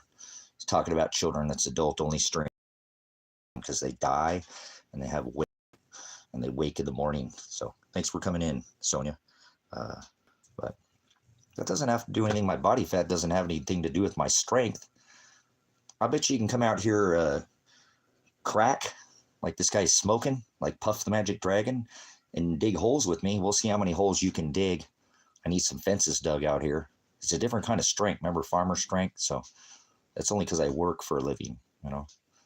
I don't go punching the clock and paying the no representation, no taxation without represent. Yeah, who do you represent? Represent. You better recognize where you open your mouth. Just so you know. Cool. Well, that's like I said. People come and try to pick a fight with me. I'm like, well, why don't you come pick some holes in the ground and we'll put some fences up. I need more fencing out here. I can always use more fencing. When you're a farmer, you can never have enough. I got 20 acres here. My neighbor needs some fences put up too. So he's not a neighbor. He's just part of the ministry, but he's got lots of fencing. So if you would like a challenge, just test your strength. Remember, he doesn't tempt us. He tests us. So I live at Wald Road and on Silver Lake. I've given people the challenge. People are going to come out here and beat my ass and stomp on me and do all kinds, but not one person's ever showed up other than the state police with 25 men with guns and grenaded me to the face. That's on the playlist if you'd like to see that. So you think you can keep this dog down? You said you can't keep a good dog down, right? So I'm this dog. Remember the shepherds that lead the flock? So a wolf in sheep's clothing or a dog? Remember the shepherds were in the field with the sheep. Remember, the Hamashiach was not birthed in October, November, or September, October, November, maybe September, maybe. Some people say 9/11. It doesn't matter. We're not supposed to celebrate a single day, especially birth. So there's only 2 birth dates in all of Scripture. If you don't celebrate birth, you never get older. Maybe that's because I don't age. My body doesn't age. I might get a few more gray hairs every time I cut it off and grow my hair back, my beard or whatever, but age is irrelevant. Age is a doorway. You're supposed to die daily to self, spiritual death. So you don't know anything about age, do you? So I can work most 20-year-olds in the ground. Remember, digging holes. I got a hole for you if you don't want me to stand you up like a peg. Maybe we'll bury your feet and you just stand there like stuck on dumb. Dumb, but you're freedom to come out here, right? There's no free will. There's no luck. So it's not, remember, I'm not a bone to pick with anybody. I challenged people. I'll come out here next to you and dig holes. And if you can dig more holes than me, then I'll cook you a lunch or maybe dinner. If not, you got to cook me dinner or buy me lunch. If you don't know how to cook, we'll take you up to, maybe we'll go to the barbecue place up there. I don't eat pork. So he has some pretty good breakfast burritos that are made out of brisket. Brisket. So that's how you can tell when somebody's old. They're getting old. I'm in my 50s. See that? They start getting that flappy. So age is irrelevant. I'm eternal. I don't ever die. I die to this flesh, but I'll be back. Like John Connor in Terminator, I'll be back. So can't help it, brothers, sisters. You could take it up with Father. So yeah, that's what I'm saying. I need September 12th. Wow, interesting. I don't age. I still have the same body I had in my 20s. I don't. I seriously have the same physique I had in my 20s. So haven't really aged yet. Get some wrinkles or whatever, but the strength, I'm still just as strong. Like I said, I challenge anybody who can come out here. I got post hole diggers, not machines, and we'll literally dig them by hand. We'll see if you can dig more holes than me. So So nobody's ever taken me up on it. I've dug all the holes out here, hundreds of holes, and put the fence poles up, but nobody's ever joined me, so that's okay. Sure, come on out here. Crack. Kit, you want to dig some holes? Oh, Chris is still in here. That's Chris. See, all you, look at you guys. Anybody like to make a comment about Chris? I don't have an address. I live off the grid. So, you know, your headdress, your address. I make my own power. That's why Chris doesn't know his ass from a hole in the ground. Chris lives on the grid in a smart meter. Chris lives in a smart meter. He lives within his walls. He's confined. He wouldn't know how to, he's powerless. Wind, solar, he's a blowhard. So, remember? It is. He can't make his own power. He's hooked up to a smart meter. If you're on a smart meter, you're not very smart. 01, 01, 01. So pretty sad. I live off Wall Road. Yep. So I'm on Wall Road. I have a big, huge, we call it the desert rat totem. There's at least 100 probably markers. It looks like when you light up, like it's plugged into a generator or something at night after dark. So I got to go put some batteries actually at the top of that light, because it's there's a solar light at the top of it, and it's getting kind of dim. It's been out there for years. So you live in Africa. Oh, I know. You're a jungle boogie. So goodbye, Chris. Don't ever come back here again. Oh, remember in 95, you're not welcome ever here. You're well, you remind me, what's that? You coming out the ass of a rhino there. This is Jim Carrey in the Pet Detective. Get out of here, Chris. You're not welcome here anymore. You're not from Africa. You're out of here. So you got to pick up my cat at 4 tomorrow.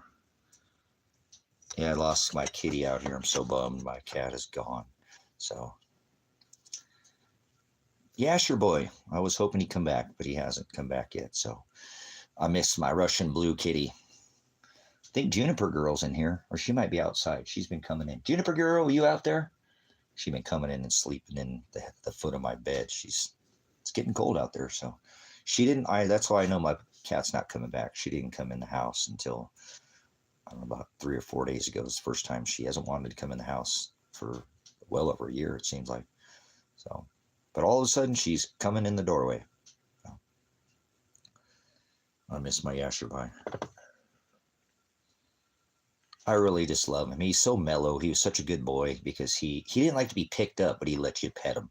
He's very independent. He really liked his sister. They were good. But, you know, circle of life, that happens. I think my neighbor's cat ran him off, and I'm not mad at the cat or mad at my neighbor or anything like that. Juniper's not fixed. That's my bad for not getting her fixed soon enough, and that's fine. There was no cats here that were both Yasher, and remember we had Lazarus out here, and he disappeared too. I think Yasher ran Lazarus off. I really do. I think Yasher ran Lazarus off. So, because Lazarus was blue. I mean, blue. And Yasher was more of a blue-gray. But turnaround is a fair play, I guess, right? So, there's just too many birds out here, predator birds, so he probably got picked off. There was a grip load of coyotes, but I don't think the coyotes got him. I really don't. I think the birds is what picks up more cats and little dogs out here. So Yasher was such an amazing kitty. But it's all right. He was like 5 years old, so he's probably eaten hundreds of birds. So yeah, I got a toy cat too. She's a chimera kitty. I don't know if she's over there or not. Are you over here, girl? Are you up here, Juniper Girl? Juniper Girl. Juniper Girl. Let's see if she's outside. She might come inside.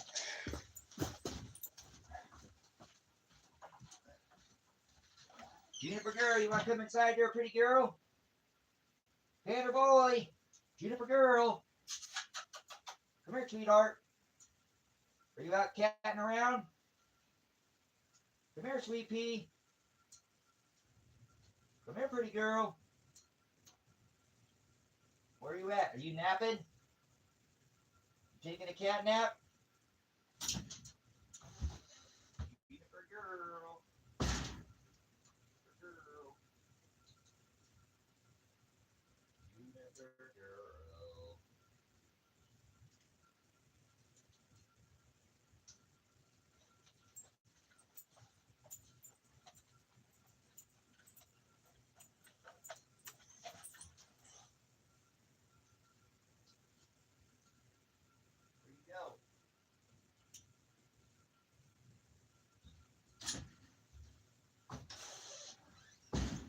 Actually, Yasher used to do the same thing. I let Juniper out last night. It was actually earlier. It was about 3 o'clock, and she wanted out because she'd been inside. And she came from the chicken where the hens lay their eggs, from the nesting box. They sleep in their roosting box, and there's a nesting box in there that's got lots of alfalfa and hay in it. And Yasher used to go sleep in there too. They have the RV, they have the garage behind me, the tractor trailer. They got all kinds of spots out here, but maybe she's over there sleeping with the chickens again. So my kitties sleep with the chickens. They have from time to time. Yasher used to come out of there too. I call him in the AM, and he'd come out from the nesting box in the kitty house. So they sleep with the chickens and keep guard over my chickens. They like the chickens out here, but it's good. I need them. They help guard, because we have, I think, the crows, while I was gone, got thrown in a cage. We lost one bird, and Kevin said he believed the crow had one of the crows out here. We've got lots of crows out here, but it might not have been a crow. We have hawks and falcons and eagles that are massive, huge predator birds out here. So I think that's what happened to my Yasher boy. I think he got picked up by a bird. So if they're not near cover and they're in between in the bushes, they can get picked off pretty easily. Remember, they have, hawk type, vision. So lots of hawks out here. Hawks just as big as eagles, red tail and desert, and beautiful, beautiful birds. But they eat a lot of chihuahuas and little dogs, and they're not partial. If it's small enough to get them in their talons, they'll pick them up. So I had what was that cat's name? He was a little tiny gray cat. He wasn't a Russian blue, but he's just a little gray cat. What his name was? Stoney, I think his name was. He looked like a rock, and he got picked up, I can tell, because he had big claw marks in his back and right by his butt. I mean, big, you can tell that but I think it dropped him, and he didn't come back for a couple weeks. So I know it's possible for a cat to come back. Oh, did I hear her? Is that you, Jennifer girl? Where'd you go? You must be out hunting. Go find your brother. Go find your brother, Jennifer girl. Find your brother. Where's your brother at?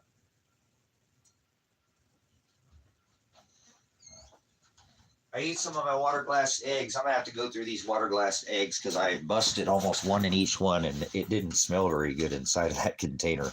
The eggs were fine because there was plenty of, it's a lesson learned. I should have known and gotten bigger jars. I think the next time I go to the to the Goodwill, I'm going to try to find some like big pickle jars, and they're pretty reasonably priced. It's not quite garage sale time, but it's something I should have collected. I put them in the little canning jars, and it didn't work. I busted at least one in each egg in each one. So speaking of birds, but I had a few eggs, 3 or 4 eggs out of that. But a few of them were broken, and they didn't smell very good. They weren't in the thing, it didn't too bad, but once I actually cracked them open. So it's the first time I've ever water glassed eggs. So normally I freeze dry and prepare them in a different way, but I have never water glassed eggs, but this time I did. So I had some eggs this morning, but they were good. They were still, fresh.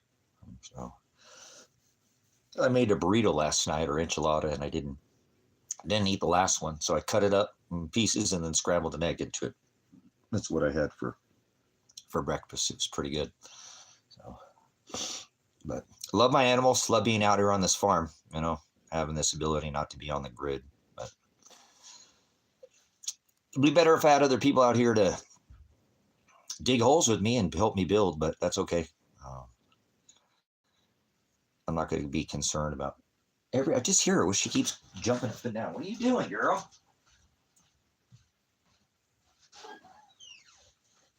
What are you doing back there? I hear you. What are you doing? What are you doing, Sweet Pea? You must have something. You must have been hunting and got something.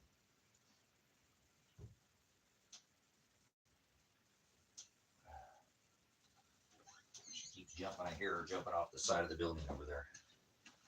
That's twice she jumped off there. But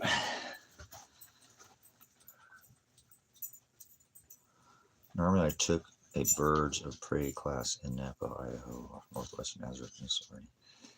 Over there by Garrity Boulevard. Over by the Walmart. By the Walmart. Hey, Sonia, that's over by the Mexican buffet. You know that? That's the only Mexican buffet in the whole wide world. It's off of Garrity Boulevard to the back in. Good to see you there, Tova. I haven't seen you in a country minute. So, remember they threw me in a cage for a while, so I had to to get in the cage. So, yeah, I know what you're talking about. Over by the Walmart, over by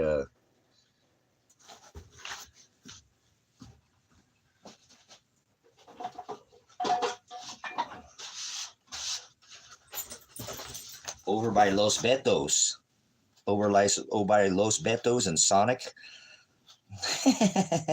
Los Betos. I know where Sonia's talking about.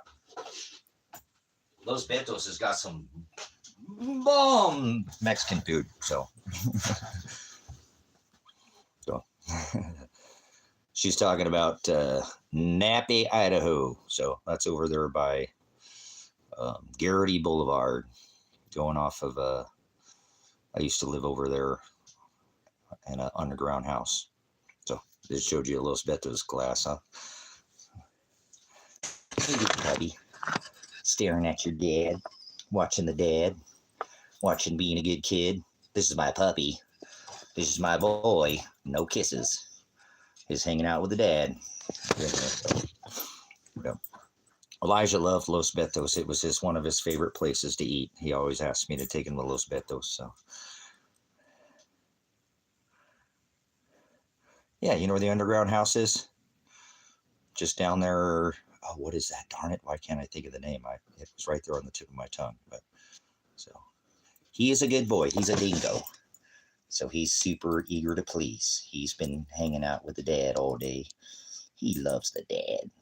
He's my magnetic puppy. He gets stuck to the dad.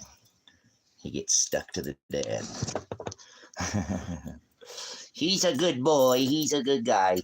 You're the best kid I ever did have. You know that? You're my biggest puppy now. You're my biggest guy since it's just me and you. No more Dago.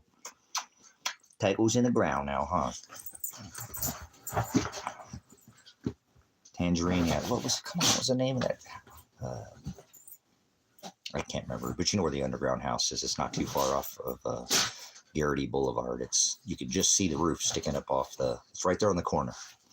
If you know where that's at, then you know what I'm talking about. So yeah, I lived in that house for years. But Napa.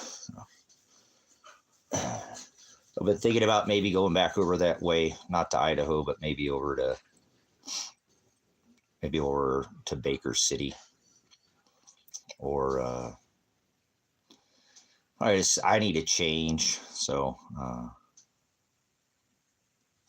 Taco Tuesday, nice. Do you remember the buffet? It was off Garrity Boulevard. They did a Mexican buffet. They actually had a Mexican restaurant. I can't remember the name of it, but they put out like 8 Schaefer dishes. Half the time people would go in there, more than half would just order off the menu. I don't even know some people knew that they had that buffet there, but that's the only. I need to die and come back and rebirth again where there's Mexican buffets on every corner. Taqueria style Mexican buffets. I only have one complaint, Father, with this world. I mean, he obviously creates evil, calamity, and chaos, but why he didn't create Mexican buffets, I have a bone to pick with him when I die. So it's between me and Father. So, all right, thanks. Hey, get those lights up. Light's pretty important. So stay busy. It's so hard to fathom that we're at war right now, and nobody seems to have figured it out in the U.S. Department of Defense came Department of War. They won't do anything until there's bombs falling in their backyard. That's just the way the American public is, until they lose all hope. Remember, Obama ran on hope, and change, and ended up with a bunch of pocket lit by the time he was done. So then Mr. Warp Speed came in. He spent more money with the Vidco, $8.8 trillion in 4 years. Outpaced Barry. And Mr. Biden, remember, he let the Biden, I was a snake before you let me in. Then he let Joe Biden. He couldn't keep up. Him and Kamala Akbar couldn't keep up with the spending. And now he's doing it again. So here we are, war. So, but don't worry, you'll be getting some checks in the mail. Remember the checks in the mail. You're going to get some Venezuelan checks from the oil in Venezuela, right? So I guess we just get to go take over other countries and just take all the resources. That's what we do. Remember, 1,000+ military bases in all 180 countries. So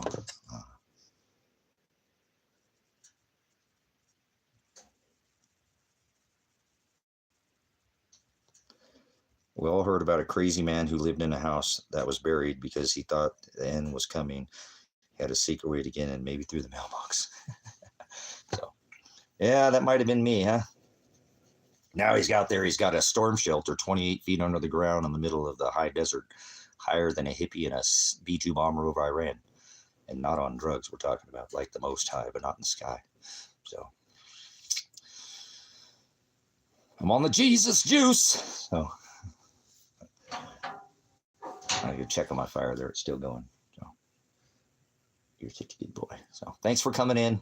I had put up this wars and rumors of wars because we're at war in America, and I think it's absolutely bonkers that I could sit here and be live streaming during a world war. What were you doing during World War III? I was live streaming, sharing the gospel to the worldwide net, being a fisher of men, remember, men and women. It's not for me to, Father separates the farmer gets the first fruits. So you know how that works. But he separates the harvest, so the wheat from the chaff. So it's either weeds or wheat, chaff, remember? So he says burn, and it'll be burn like Babylon. It'll be a burnt mountain. So we'll see. Father's timing is perfect. He doesn't make any mistakes. So I thank Father for giving me the experience I have and being able to move freely about the cabin and be able to go to all 50 states and live in some pretty wonderful states. Get to see some things that most people never got to experience. So I didn't get cheated. If he took me today, it would lie, and I would die at 52, and my dad died at 37. He was born in 1952. I was born in 1973. So if it comes full circle, this is my last year. I got to be on this rock. I won't have to be here anymore. Won't that be awesome? I'll get to go be spirit again.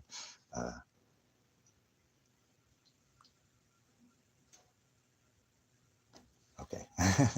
52 is not old for a tree, right? So remember, I'm eternal. So I'm a billion, million, trillion, gazillion years old. I don't ever die.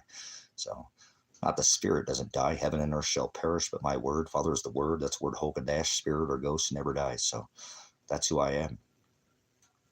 Been here long enough. You'd know that. I think some of you regular subscribers, you know that. I'm an eternal being. I die daily. So every day I die to self, flesh. And he gives me the strength and lifts me up. I don't wake because there was a death and mourn, but get it, mourning. So are you awake or you woke? So. But if he keeps me here for another 52 years, I'll endure. It's going to be a struggle. It's just going to get harder and harder, but that's what the word says. So that's what I have to do. Stay in the word, be not of the world. He said, come out over my people. So be in it, but be not of it. So that's why I've always been set apart. He says in the book of Jeremiah, I knew you before you were in the womb. He already knew, right? He already knew, he already knows. Prognosko is the Greek word to have foreknowledge of. So remember Romans 8:29, I also did foreknow the ones that I predestined. I separated them. I imprisoned them in their meat suit. And I pull them into my horizo. That's the separator, horizo, to my light.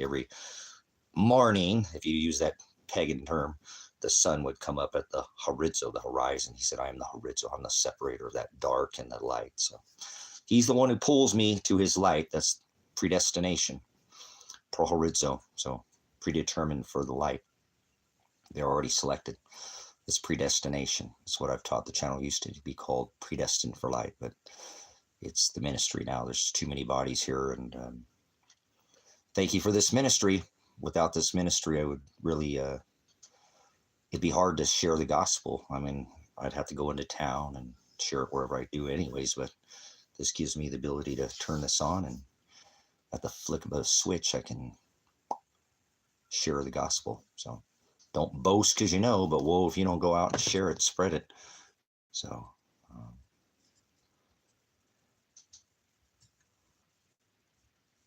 outstanding. Good stuff, Sonia. So, but thank you, Father, for being aware that, you know, this nation is at war. We're in a world war right now. So, you know what I'm saying? There's always been war. You know what I'm saying? There's always been wars and rumors of war. So, oh, we got another Sonia in here. You're not the OG Sonia. So this is my original Sonia in here. She's in the state that I'm in. She's a duck, yeah. So I think she'll go closer over there to the beavers, though. Nice beaver. Thanks, I just had it stuffed. You ever see that movie Airplane? Oh. Yeah, we got to throw a little humor in there. But thank you, Father, for this ministry and having the ability to come in here and share the gospel, because without it, I'm nothing.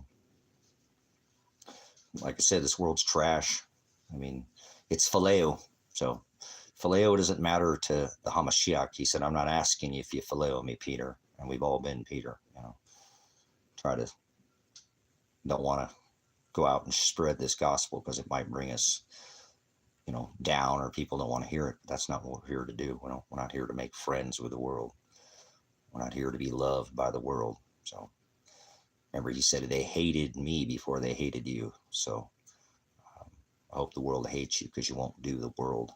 And you're not one of these earthly ruled, you know, by your dialectus, your gloss of your tongue. So remember, Jeremiah, I knew you before you were in the womb. I set you apart. So that's part of being the bride of Christ, the Hamashiach. You're going to be persecuted. He said, be persecuted for my Shem, my Agape, for following this commandment, my testament. My name is not, he didn't mean God or Jesus or I am or Yeshua, or that's not what he meant. So it meant you're going to be persecuted because you'll be condemned for going out and sharing the true gospel. And people won't like that. They want that easy sit down Sunday, one day, fun day Jesus. I can sit down and believe, and my friends see that I'm a believer, and I go to church once a week or once a year, you know, or twice, maybe on Christmas and pagan holiday, and Ishtar, the star sex goddess who had sex with her son Easter, or Ishtar, the star. Remember, this is their, yeah. And now I'm a Baptist or a Christian or a Catholic or a Protestant or a Presbyterian or a Calvinist. They're all vain. So the Most High doesn't dwell in temples made by hands. The body is a temple. So he said, where there are 2 or 3 gathered in my Agape, in my Shem, in my authority, in my name. Remember, when he calls out your name in the Lamb's Book of Life, it's not Sonia or Toba or, you know, Jack or Bob or Tracy or Tom. That's not what he means by name. So we went over that. We had a outstanding live stream yesterday, the first time I've been able to stream more than a couple hours since I got out of jail. So I don't want to go back, but I might be asked to go back there and get all this taken care of in one shot. So I don't know how long they'll give me. I'll have to see if it's even an option at this point. So it could take a couple years for my appeal. That's unfathomable, but it is what it is. So if you do the crime, you do the time, right? I don't think I should spend a day in jail, because Father will cover me for all the times that I sat inside their cage, and they threw Christ in a cage because he stood up to the perverted law. And that's all I did, was use my voice. Just like, well, Christ turned over the money changer tables and whipped the people selling the doves. I've not called for violence at all. So I let them know I had the right to protect my home, but I would not do. That's not what I was doing. I made it very clear that I was not going to be using any violence, any kind of weapons. So I was going to use my right to peacefully protest and my right to address grievances. And they still threw me in a cage anyways. So still grenaded me and grenaded my son and daughter and tear gassed me and tear gassed my animals. So judgments will come upon those who, remember, he will heal whoever caused me pain, but it won't be until after I die, until after they die. So it doesn't do me any good to seek vengeance. I've made that mistake before by trying to make things fair or right. That's not, he pours out a just measure. The measure you pour out on others will be returned on you. Judge that shall be judged. So if you go by some corporate entity, corporation, NPC, non-player character in the game, they staked you to the stock exchange, that's the law you're going to be judged by. And he stood up to the corporation of the day, the perversion of the law, their big boy club, their taxation, remember, their fees. He turned over. You've turned my father's house into a den of thieves. Now this is the house, the temple. So most people are very unaware. That's how the scripture, that's what it says, that the body, remember, there are 2 or 3 gathered in my name, there I'll be. He's right there with you. He's never going to leave you. He's going to be with you until your very last breath. That's so beautiful. That's one of the most beautiful things ever written in the scripture. So he used to have the perfect sacrifice. Remember the Levitical law, the high priest of Aaron, Levite. You know what I'm saying? That was the old law. We're not under the law of dietary laws or Levitical law, the high priest of Aaron, eye for an eye. Remember the Old Testament, he said, have sex with your sister, be fruitful, multiply. Can you have sex with your sister now? So this is probably why we get these strikes on this channel. We got demonetized for sexual content. Whatever, man. Father's perfect. You don't make mistakes. So that's what it is. So just because I talk about circumcision of the outer man, I'm not talking about the male genitalia, man and woman under this covenant. I'm talking about circumcising the flesh. The spiritual laws are not laws of flesh. So he said, wrestle not against flesh and blood, remember, but against principalities, powers, the rulers of the darkness of this world, spiritual wickedness in high, not in the sky places. So like towers, one above another, pride, building towers to try to get in the graces of Father to the heavens are not above your head. So, but thank you, Father, for that, because with that understanding, it's quite easy to see where, they do their space farce and their gods are in the sky. If you ask the people, where's God at? They're going to point above their head, and that's not where Father's at. So they've been severed. Their head's been cut off. Well, they're not letting the Hamashiach put that light at the top of your house and let it shine. Not pride to rise above or shine above another. We let him speak for us. We let the gospel speak for us. So that's what I come in here and share with you, because this is what he does. He said, be fishers of men. So cast the nets down deep. He's the one who gets the first fruits. He separates the harvest, separates the wheat from the chaff. So he knows who's going to be a vessel of wrath. It's quite obvious. Vessels of darkness, you can know them by their fruit, remember? The eye is the lamp of the body. The body is a temple. If the eye is filled with darkness, then the whole vessel, the whole lamp is filled with darkness. If the eye is filled with light, then the whole vessel is filled with light. So like oil and water, dark and light, they don't mix. So he tells us don't mix, don't sup, don't break bread, don't have people in your house. You can feed them, but don't bring them into your house. This is our house right here. That's why we throw out all these people who are unclean, demons and fairies and deceivers. So we're not supposed to. You don't hang around at a trap house or a whorehouse, with $10 in your pocket, trying to be some upright man or woman and think that she's going to walk on by with a set of a rack, or he's going to come on by with a bulge in his pants. You're going to sit there sooner or later and ask, hey, what do we get for $10? You become a product of your environment. So don't sup with vipers. You know what I'm saying? Don't cast your pearls. We're not supposed to sup. He said, fleshy tables of their hearts, tables. They ate lamb at the Last Supper, brothers and sisters, not crackers and grape juice, not puffy little sugar-coated marshmallows. I don't want to hear a sugar-coated peep out of you. Silly rabbit, tricks are for kids. So you on that milk, with pus and blood, homogenized and pasteurized. Hope you don't drink milk. Ugh. I drank a glass of it, 1 glass in jail, guys. I did. Because my cellmate, he turned over his glass. It was hilarious. They wouldn't give him a full glass of milk. And he's like, what, half a glass? I was like, oh, I'm going to drink a glass of milk to that. They put him in the chair. So put him in the chair. Put him in the chair. That's their solution to everything over there in Lake County. We don't do what you're told. They put you in the chair. So you want to go outside, puppy? You want to go outside? You want to go outside for a little bit? You're hanging out by the door. I'll let you out. You want to go out? Do you want to go out, there, handsome guy? You have the best ears in the world. And the prettiest ears I ever did have. He's got radar ears. Look at those things. That's what I breed him out for. Right there. That is the puppy. Yes, he's my best boy. Isn't he handsome, guy? Mr. Bone. He knows when you're talking about him. He put his ears back down. Ears? Where's his ears? Oh, there they are. He's the handsomest guy in the whole wide world. You want to go outside? Go on. I'll let you out. You want to go out? You hang out with Dad? You going outside? Hang out with Dad? Or go outside? Hang out with Dad? I think he's going to hang out with Dad. You're the best guy ever. Dad? Hang out with the dad? You're the best guy. I wouldn't make it without this, guys. I wouldn't. It's hard to be away from him. I love him. So, he's the best guy. He's the best puppy that I ever did have. Yes, he's giving Dad hugs.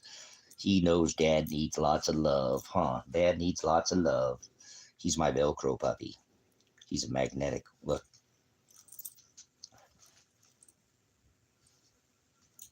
I told you he's magnetic. Look at that. He's magnetic. I love you, Bone Bone. You're being a good boy today. You're my best boy that ever did best. You're my biggest bone that I ever did have.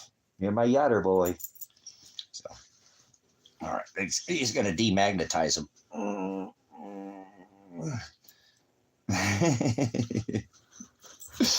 You're the craziest boy ever. You're the crazy boy. You're going to be crazy. You're going to be crazy like the dad. Crazy boy. Crazy, crazy boy. You ever seen a magnetic puppy? He's magnetic. That's magnetic. Let's go let you go outside. And go see your sissy. Go find out where your sissy's at. Go find out where Juniper Girl's at.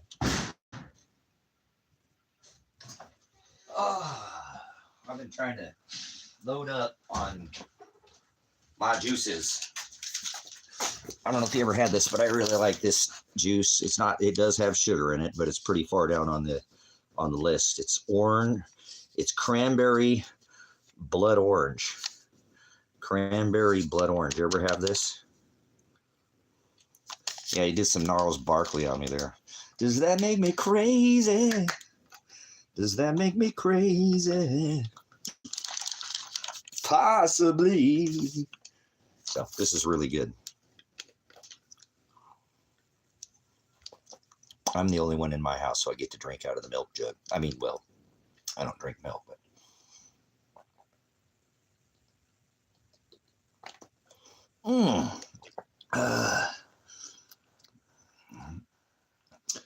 And this, you ever have this? Get this. This is made by Langer's. I really don't buy any other brand than this brand right here. So, do you drink out of bottles too? Whatever. I'm the only one in my house. So I can drink out of the bottles, and I'm the only one here, right? It's not like anybody else is drinking behind me. So, man, that's pretty good. And I had it outside, so it is cold. Oh, man. That's very good. That's very good.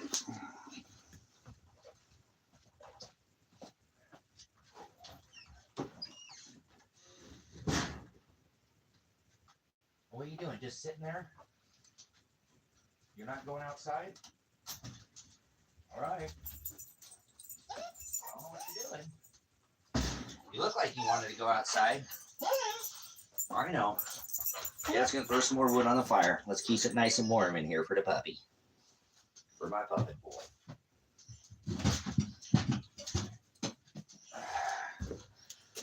Give me uno momento, guys. I'm throwing some wood on the fire here.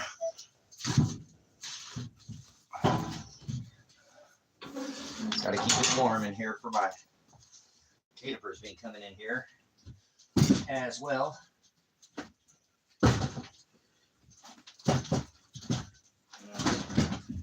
We'll let that burn down. These are all big, huge. That one will fit in there. That one will fit in there.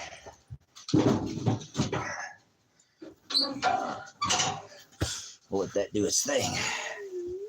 So, how's it going, Ryan? Good to see you. Been get ready to go to the doctors on Monday to get looked at, see what's going on with the. Since I've gotten out, I haven't been able to kick whatever. I'm not sick, but there's definitely something going on with my chest, and I think I got poisoned in there. I think I might have ate some. Well, they told me a couple times. You know, the one time, Kyle, I won't give away his last name, one of the guards in there, because I don't eat pork. They were giving me turkey, and I'll never eat a piece of turkey ever again in my entire life, ever. But I think I got poisoned. They came to me and said, don't eat that turkey. It's bad. I'm like, what the hell? I already, you know, I wasn't eating anything, you know. And so, because they kept trying to feed me pork, telling me that the biscuits and gravy were pork or were turkey. And, but he told me not to eat it. And I said, well, I already ate that, you know. And he's like, well, it's bad. And I'm like, and I felt horrible for like a whole week. And then after that, after they said, don't eat the turkey, guess what we had for dinner? Well, me, turkey. So then later down the road, I don't remember what day it was or whatever, but they gave me this turkey, and I'm telling you, it smelled like embalming fluid. I mean, it was freaking. At first, I thought it was something on the plastic wrapper, but then I pulled it out. It was the meat. The meat. And I was the only one, because everybody else ate ham, and I don't eat pork. They were feeding me that turkey. And I told the guard, smell this. He said, no. I said, smell this. He said, no. I said, smell this right now. If I'm going to eat it, you're going to smell it. And I didn't hardly get like that in there. And he said, all right, man. And I made a smell. He said, oh, my God. I said, yeah, they've already done this to me. And he's like, well, I'll go talk to because they have Werner Creek, the prison down there, cook the food. So I believe I was poisoned. So I didn't touch it. And that's exactly what I'm telling you. I ate it last time, and I didn't figure out, because there was a weird taste. I'm like, well, maybe it's just, I know they spray luncheon meat with something, you know, and I didn't want to eat it, but I wasn't hardly eating. I hadn't slept for a long time, you know, like 8 days. I think that was like day 8 or whatever. On the weekends, they give out cold, you know, sandwiches and for lunch. And it was just, so, and I took that stupid melatonin, you know what I'm saying? So I don't know what they gave me. And that was one of the 2 biggest mistakes I made when I was in there, letting them serve me different food than everybody else, which I shouldn't have done. And if they're going to slip something in there, they're going to do it either way. But that sure makes it a whole lot easier when you slip your tray to the side and it says no pork. Oh, that's Tracy's, right? So they know, you know, and I'm the only one, you know, oh, well, here, I don't eat pork. Well, that's pork, you know, biscuits and gravy. That's not pork. Why is you ever seen pink turkey? Pink turkey? No. So I'm telling you, I said, are you serious? You're trying to pull that on me? You're telling me that I'm eating turkey biscuits and gravy, because only and now everybody in this whole jail, it was pretty much full too because it was Christmas. Now everybody's eating turkey because I don't eat pork. Yeah, right. They tell you guys to say whatever, huh? You guys are pretty good at just telling, they tell you whatever. So I'll see. I want to get a chemical test and see what's in my body and see if there's still any traces of something, because I haven't been able to get over this, whatever has been in my throat, my chest. I can't get it out of my system. You know what I'm saying? Telling me that the hot dogs were turkey when they were definitely pork, and he just kept doing it to me over and over again. No, that's turkey. Stop telling me it's turkey.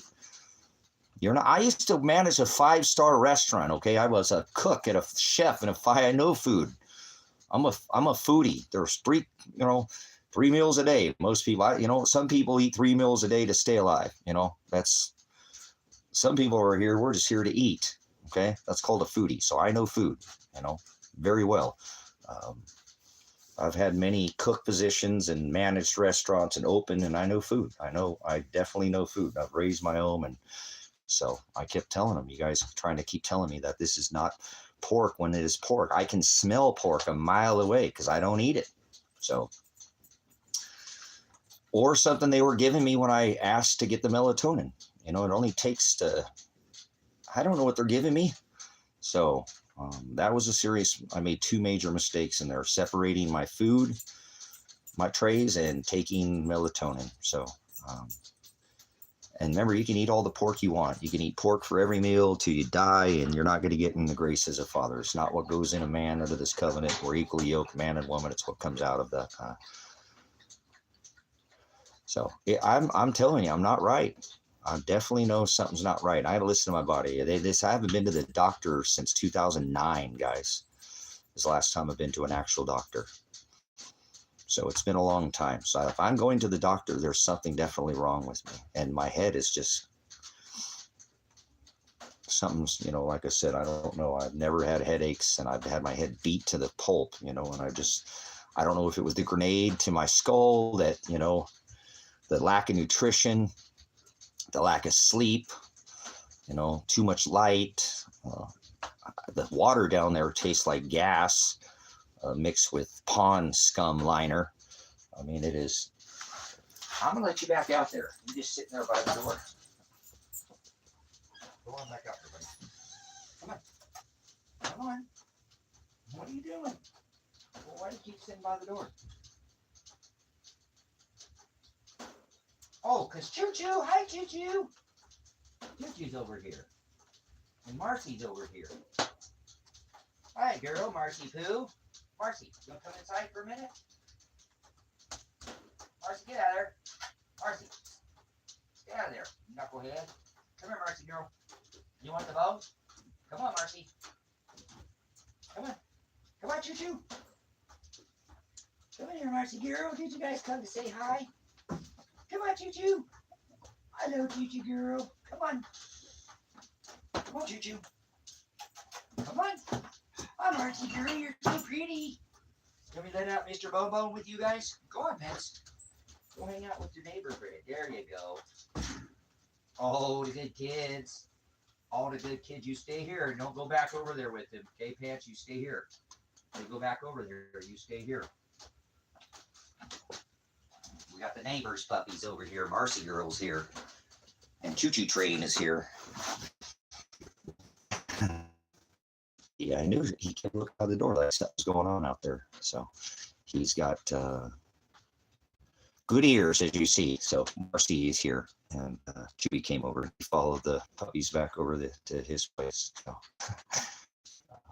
apologize. Shouldn't be on probation to begin with. So I'm going to still pursue a civil lawsuit irregardless. And this appeal could take over a year and a half to 2 years. So I'll be on probation. I could be off probation by that time. So I'm going to speak with the head since he's my probation officer and say, since you won't talk about this and you won't talk about my son, and I can't seem to have, to help people get off probation, you're supposed to work with each other. Well, no, it's not all of them, KJ. It's the one. They're not false. That's Old Testament Torah. But we're not under the laws of flesh. Remember, Genesis, Exodus, Leviticus, Numbers, and Deuteronomy are those 613 statutes, commandments. So under the Torah, we're not under the laws of flesh. He did not, remember, he didn't abolish the law. He fulfilled all laws of flesh, fee, fine, celebration, ritual. So, yeah, that's what I have me getting. I think I slept 14 hours in 25 days. Well, 23 days. My bad. I already done. And after I took melatonin, I started dreaming, and it would wake me up because I'm not used to dreaming at all. So it was definitely. And make sure he doesn't go back over there.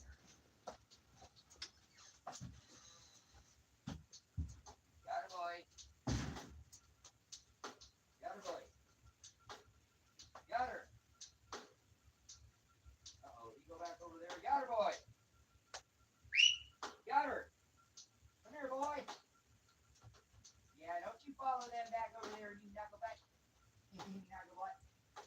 Come here, my good boy. Come here, my good boy. Yes, I knew you were going to try to follow them back over there. I knew what you were trying to do. That's why Dad went and caught you. You're fine. You're fine. You're a good boy. You're fine. You're just fine. Good stuff. Thanks for coming in, Toby. I haven't seen you in quite some time. Appreciate your continued support of this ministry, and when you have time coming in. So I'm just, I don't want to say getting by, but I'm not, I've been very motivated other than to keep the animals fed and just keep cleaning up after myself and not working like I normally do or anything. So the days have been a little long, but I never anticipated, once the case came to an end, I thought I'd eventually be able to file this appeal. I might have waited too long, or not for the appeal, to file the lawsuit. So I have a separate lawsuit now, so I'm going to pursue that lawsuit. I'm going to leave all this other stuff behind, and if they want to look at it, but they took me to trial and violated my Sixth Amendment right. So the right to call witnesses in my discovery, that's the right of suppression. You can't suppress discovery at trial, and they suppressed my witnesses. So that's a mistrial. And so I'm going to separate that. So, but I don't know how long that'll take. So I got a lot of work ahead of me. I'm going to start that. I told you these last couple of weeks I've been working on this other civil lawsuit, but they're running into the statute of limitations because it's been so long. Yeah, I like to spoon. I'm a cuddler, but I don't, yeah, nothing like, I don't mean to go there, but nothing like being held, right? So I don't know why guys like to be held too. What's wrong with you guys? So anyways, thanks for coming in. Appreciate it.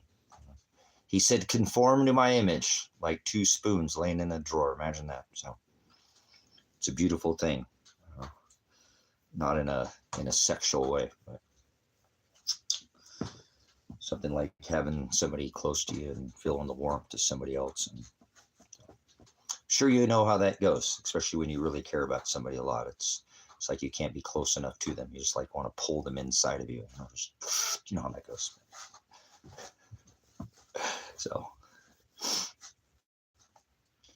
like, okay, I'm never gonna let you go. I'm gonna squeeze you to death, but not literally, But that's been a long time for me. I haven't haven't had a relationship in a long time, many years. I've been single for at least 3 or 4 years now. That last girl I dated, she wasn't much of a cuddler like that. That's okay. I didn't really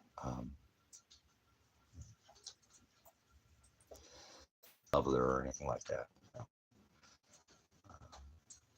But there were a lot of good days, but it wasn't that. She wasn't a snuggler, a cuddler. She didn't like to snuggle. So it's a mutual thing for me.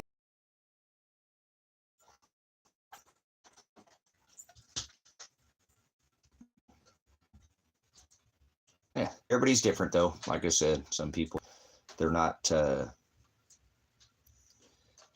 little more touchy feely type of people, and some people need a little more space. You can get out of my space if you don't want to, But yeah, it's been a while. So nice snuggle with my kitty because she just said it. She just goes down by my feet. Pants, I let Pants up in the bed a few days and let him jump up there, but he's you know what I'm saying? Not everybody likes to snuggle and cuddle. So everybody's a little different, I'm one of those hopeless romantic type of people. So that's just the way I am. I'm like that. People told me that, oh, you're one of those hopeless romantics, but it's the little things that matter to me. I've talked about that before in a relationship. It's big things are important, but the little things are very important. So that's the way I've always been. I can't help it. I mean, I can definitely, adapt to somebody who's not like that, but I tend to be more of a little person's thing, and intimacy is a big thing for me. So some people are not as intimate with each other. So I like the idea of being close to somebody, whether you're, getting 100% get along or not. You can still find the time to be close to each other without actually having some kind of, physical sexual experience. You can still have a closeness. So I'm one of these people that, you shouldn't go to bed fighting with each other. You need to settle that. If you can't hold the person at night that you're next to, you got a problem. So you're not supposed to go to bed fighting. So that's a big thing with me. I've always been big about that. If you can't get it over for the end of the day and lay down with each other and you're sleeping in the doghouse, then that turns into a tug of war. And somebody ends up pulling, it ends up involving the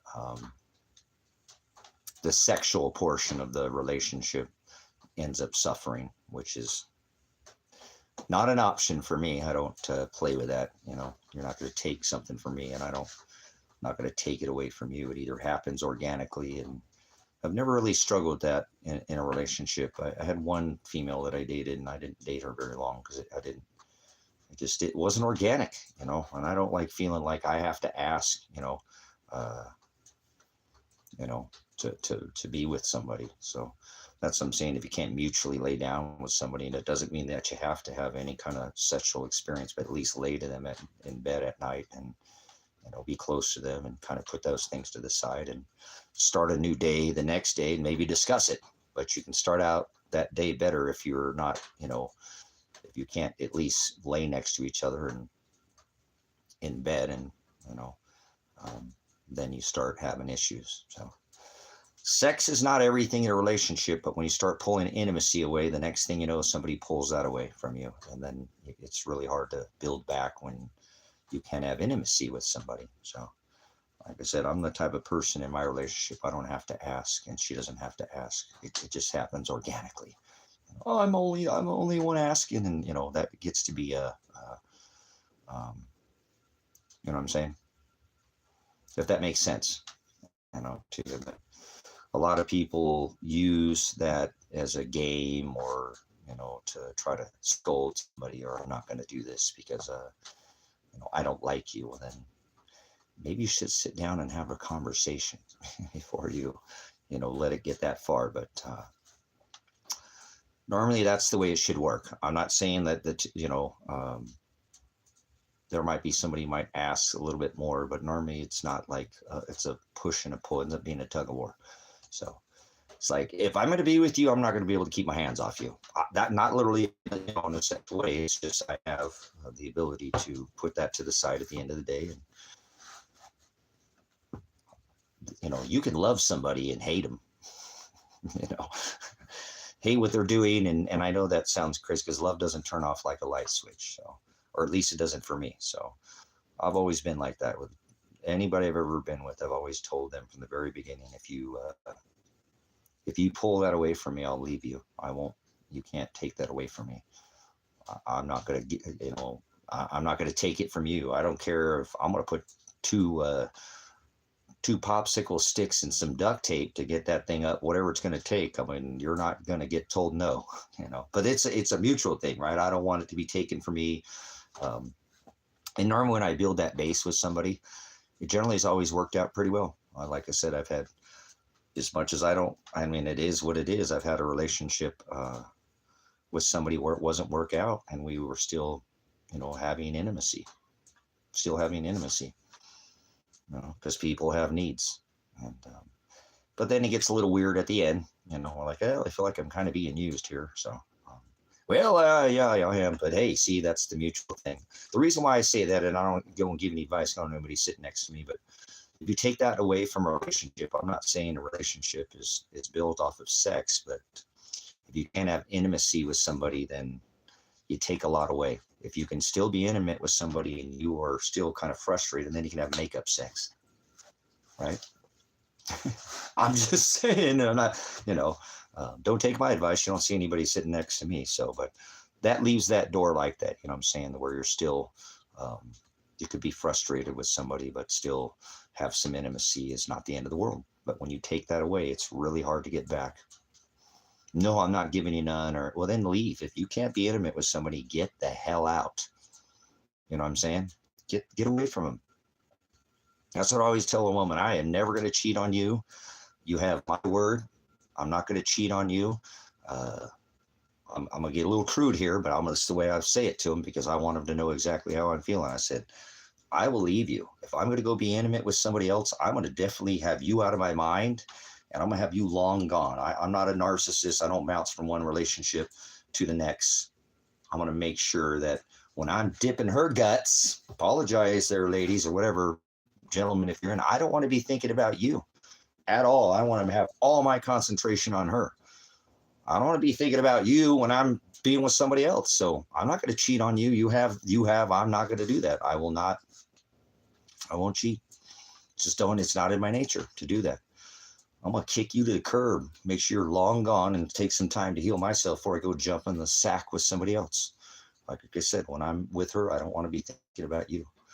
And that's the same way I've always told any lady I've been with, please don't cheat on me. I just go be here. I'll give you enough rope to hang yourself.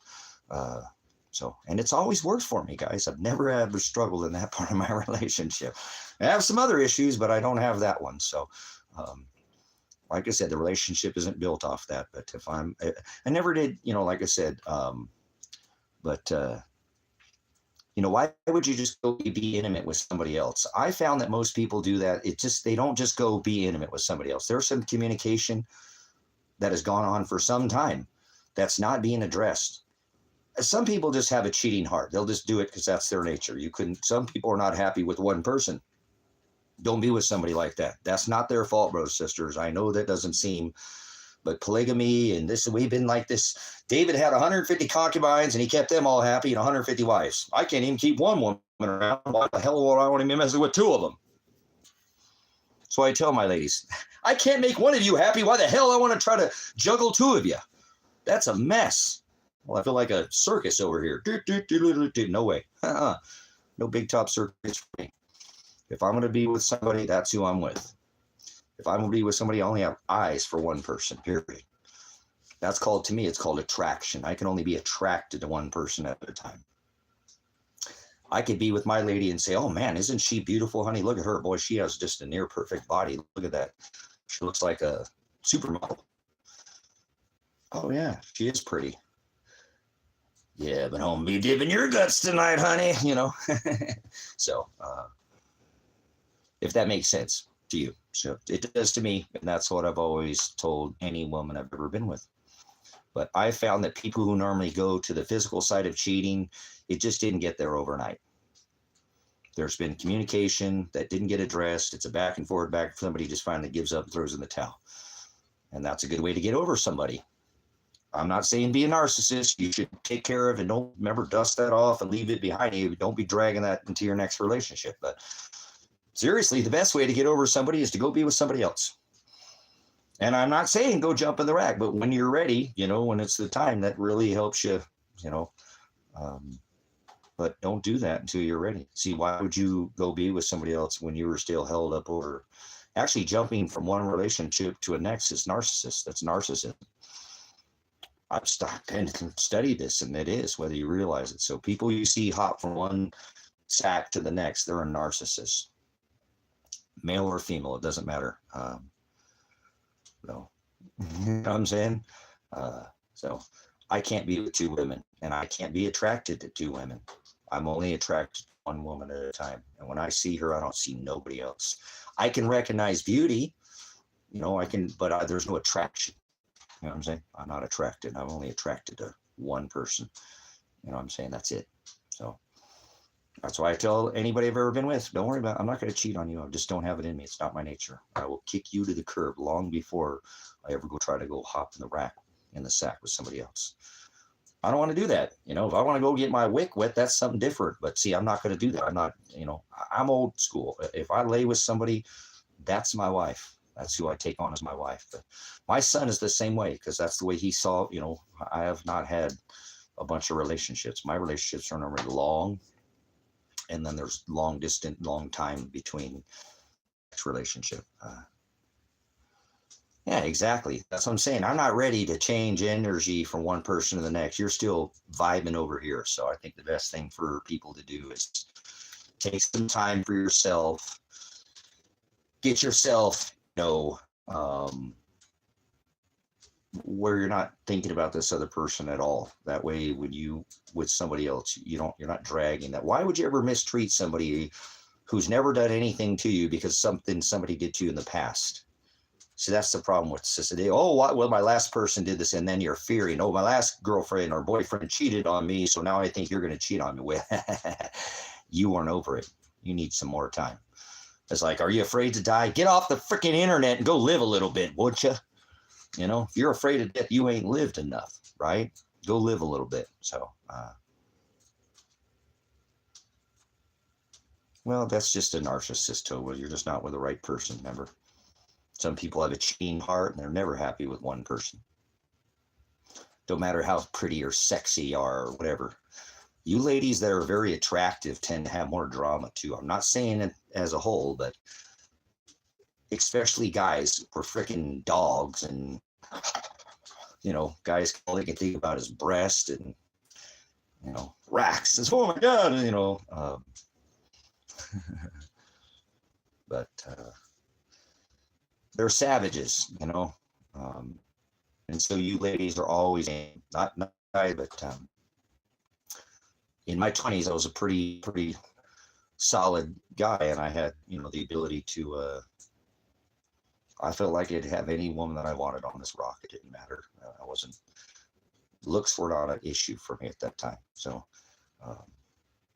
but I don't, like I said, I'm not in my 20s anymore. I'm in my 50s. So you're supposed to be like wine. You're supposed to get better with age, right? But don't always work like that. But either way, like I said, and that's the beautiful thing about love, truly loving somebody.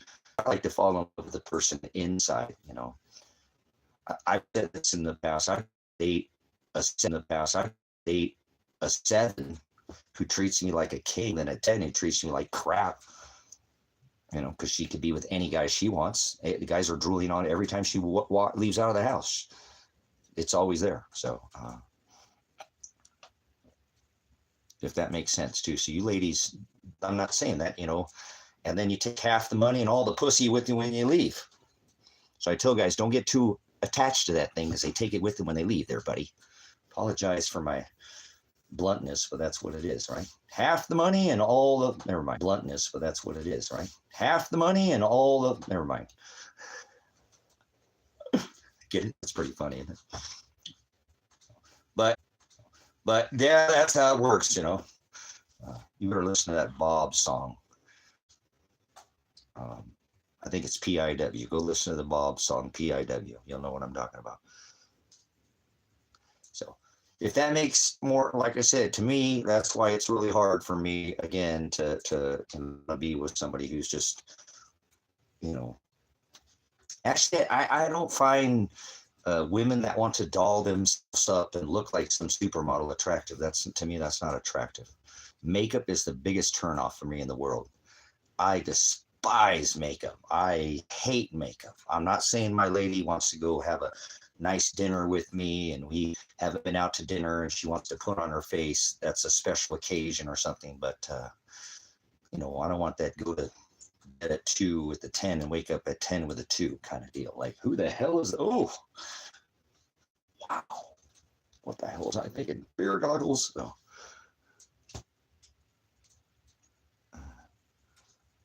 Nice. The Dead Sea Scrolls. But you see what I'm saying? I know you ladies, if you're an attractive lady, you constantly get hounded by guys. So you don't have to leave the house without, guys, catcalling you constantly. So, no, that's what I'm saying. I'm not in women who wear a little bit of makeup. And I know some women that I've ever dated, a couple, they might have a little bit of eyeliner, maybe a little lip gloss or lipstick every once in a while, but I can't do the pancake and the foundation and the powder and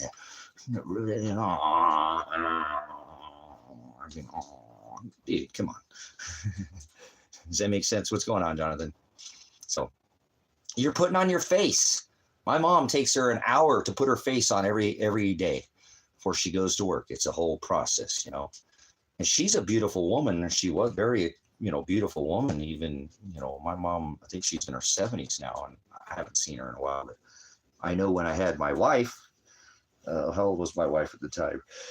She was in her 20s. I think my mom was in her 50s, about my age. And I used to go to the, to the mall, what I'm saying?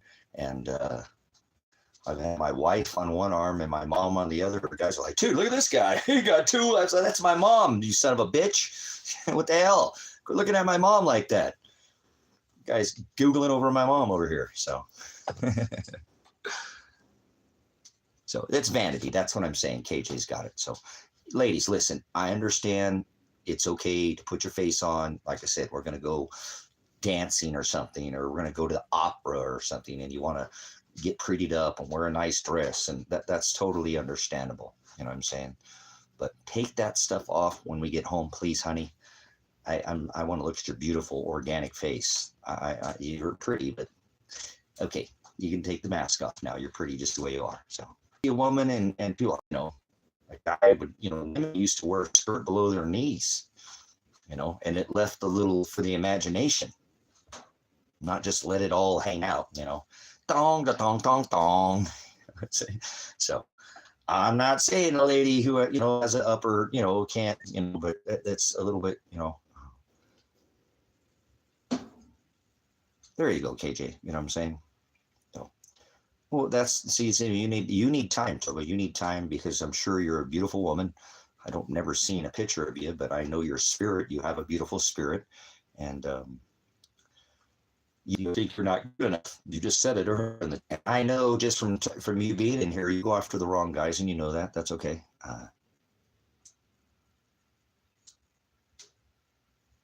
Kit Kat.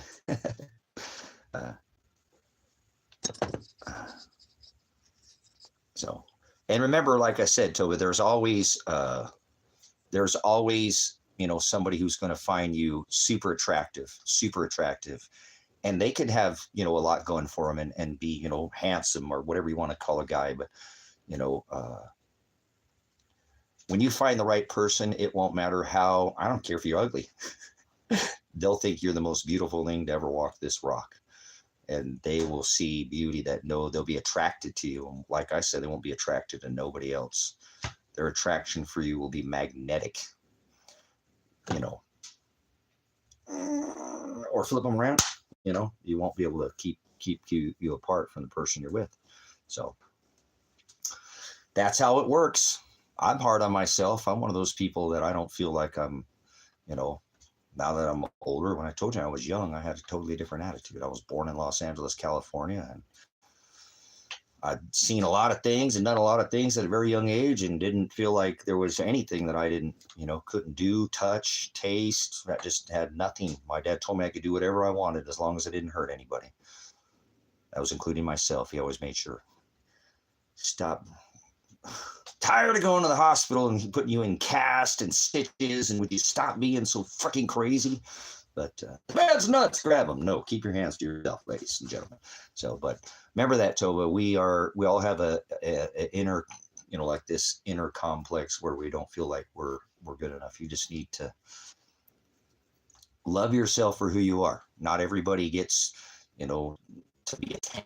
Fall in love with a 7 and see a 10 and see a 10, right? Because that's that match. Why is she with him? Because he sees or vice versa. They see each other and that's something different. They're yoked where so need to remember that the next time you're with somebody is let them let it come to you. Like I said, let Father, don't try to go out and force yourself, even if you're a little bit attractive, and then be yourself. That's the one thing I could tell on the road, because all you wanted to do was get in his pants or in her pants, vice versa. You changed who you are, and we do that. Guilty. See that? Guilty. That sign flashing above my head. Been there, done that. I will not do that, and have not done that in my past, few relationships. They're going to get to know me for who I am. That way, if they don't like me, then hit the road, Jack. That's fine. There's no harm, no foul. We tried. It didn't work, but you at least know who I am. You ever done that? Be with somebody and you're down the road, you look at the mirror like, who the hell is this person? Who is this man? Who is this woman? Why would I allow this to happen to myself? And then you want to go back to who you are. You're like, well, this is who I don't know you. I don't know that person. I fell for this person, and now you're trying to be that person. That's not who I knew. I didn't fall in love with that person. I didn't meet that person, if that makes sense. I've studied, remember I've told you, I've studied breakups. Marriages being broken after 10, 12, 15, 20 years made no sense to me. That's not a thing. How's that even possible? Well, you built it on sinking sand. You fell in lust with somebody and you didn't fall in love with them. You went a little too quickly. I'm not saying that you can't have intimacy, but you better make sure you know who you're with before you go, getting that close to somebody and then changing just to get in to be intimate with somebody is not an uncommon thing. So I'll wait. It don't matter to me. Like I said, I've had more than the law allows when I'm with somebody. I told you, I don't have to ask. It just happens. It's a 3, 5, sometimes 7 times a week kind of deal. So, and I don't normally have to ask, neither does she. So, but I think the biggest point that I had found when I'd study how marriages break down is because there was something in the beginning. They didn't build it on a good, strong foundation. And then years and years go by, they have kids and they never get to discuss it. And then they can't even hard have intimacy because of children. They got 2 and it's work. And it's just like they're frustrated and a little bit with the relationship, sexually, the job. It turns into now they're fighting over bills and fighting 2 people together. So, well, that's what I'm saying. So it's built up. So let's not be, I told you, we procreate. There's a reason why there's how many billions of us on this? Because we do these things, it's part of intimacy is hit her over the head and bring her back to the cave, right? She didn't stay very long. Maybe you shouldn't hit her over the head next time. Maybe you should bring her some flowers. Try to keep her in the cave. Don't just take it from her, So you ladies are like that too. I don't hear that stuff. You ladies are savages. You want it, you go get it. You'll do whatever it takes. You want the D, he wants the B. So that's how it works. But again, I'm just giving you my experience of build something, build it strong, let them know who you are, and don't change who you are. Be who you're going to be, because can you keep that up for how long? How long can you keep up that front? Somebody, I'm not. You're going to be with me, and this is who I am. And if you don't like it, good. Then I don't have to deal with you and go be heartbroken 5 or months or weeks, year, whatever later. It could be and the little further you get in a relationship, the harder it is to, especially if you care about somebody. Because I'm sure everybody in this room has been in a relationship where the only one that cares anymore. It happens. How come I'm the only one trying? How come I'm the only one caring? Well, because they're not, obviously something happened there that you didn't, they got turned off because they probably weren't really turned on. You probably went back to try who you were. That's what you did. You went back to who you were, and that's not who they fell in love with, remember? And first you fell in lust, not in love. So if you're going to be with somebody, be who the hell you're going to be. And if they don't like it, they can go off. Goes both ways. That way it's no harm, no foul. You can walk away without any bad blood, without a bad taste in your mouth. Hey, that's like, remember that last girl that I was with, Trish? You know, what last thing she said to me? Oh, I thought this was different this time. You know, you walked out on my animals and you hurt my animals, but you know, don't just walk out next time. You know, 6 months, had a good relationship, but you know, this time let's build this let's not build our house on sinking sand. You know, I want to involve God in this relationship a lot more than last time. You know, one of the last things she said to me, oh, leave God out of this, Tracy. Slam the door. Goodbye. You know what I'm saying? I was like, oh, Father, thank you for making that breakup easy. Leave God out of it. Yeah, right. I hadn't talked to her for 3 years. Remember, I just saw her about 8 months ago or something. So that was easy. Leave God out of it? Oh, wow. You couldn't have made it any easier for me, Father. I never thought about it again. And that's what I said to her. I said, look, don't you go around talking shit like you did last time, because, you know, last time you went out and told everybody this, that, but then you came and flipped the script and said, oh, you just wanted to go get high. And I didn't do that. And you know, I don't do that stuff. And that's fine. I respected the fact that she left and didn't do that around me, because I don't do that stuff.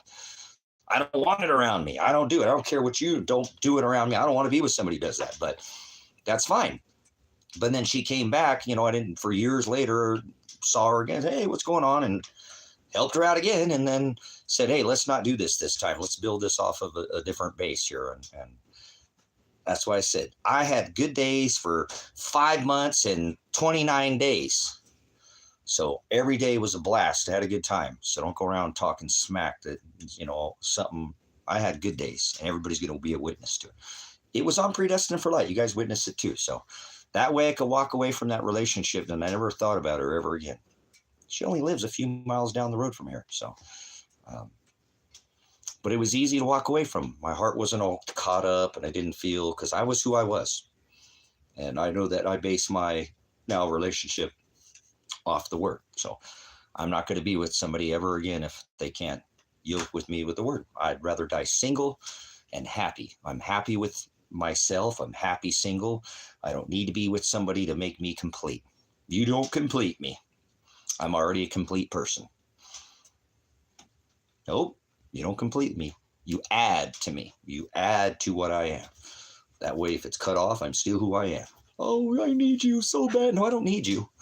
I would like you in my life, but I don't need you in my life. I like having you around. I need to, you know, not worry about things that I can't change. And that's how I built my, you know.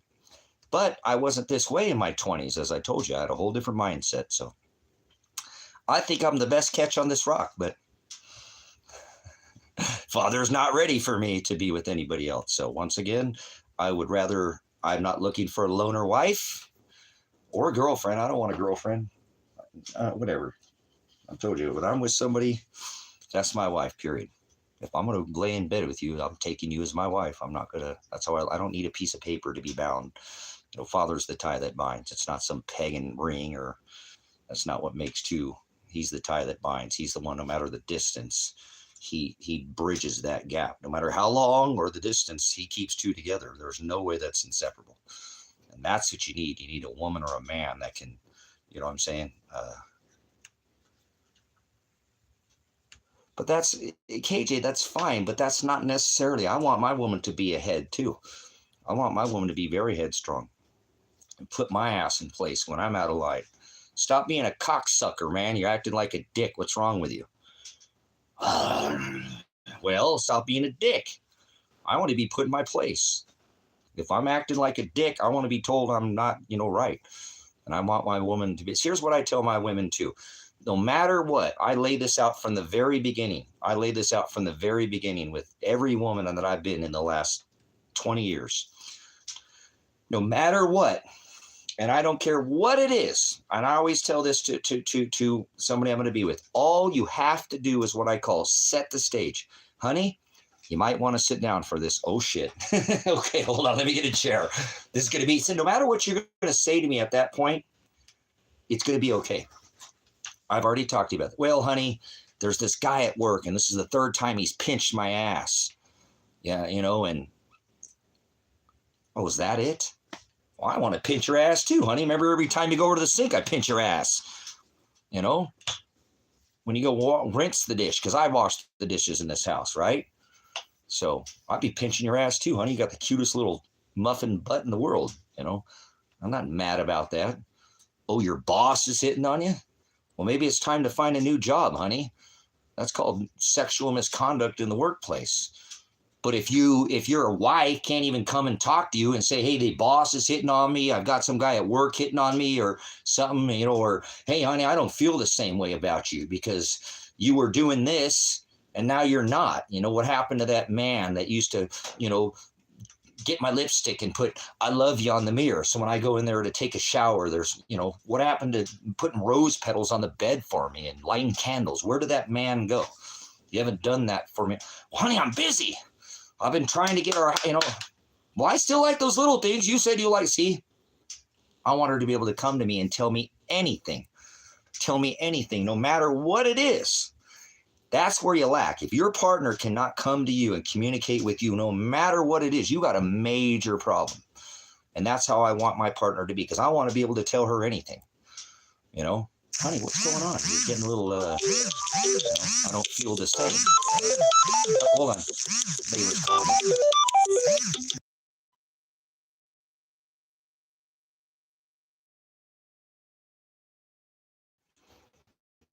Okay. Does that make sense, though, guys? Actually, okay. Does that make sense, though, guys? Actually, I'm going to have to buzz up into town. I'm going to go run and grab some stuff up into town.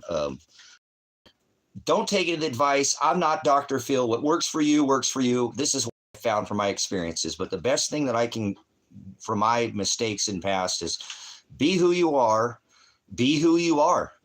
That way the person, if they fall in love with you, they fall in love with the person you are. And then you don't have to change who you are. You can just continue to be who you are in life. And it's very important. Communication, a lot of people do not communicate very well. And I think the key to a healthy relationship is being able to talk to your spouse, your partner, and say, hey, I have an issue.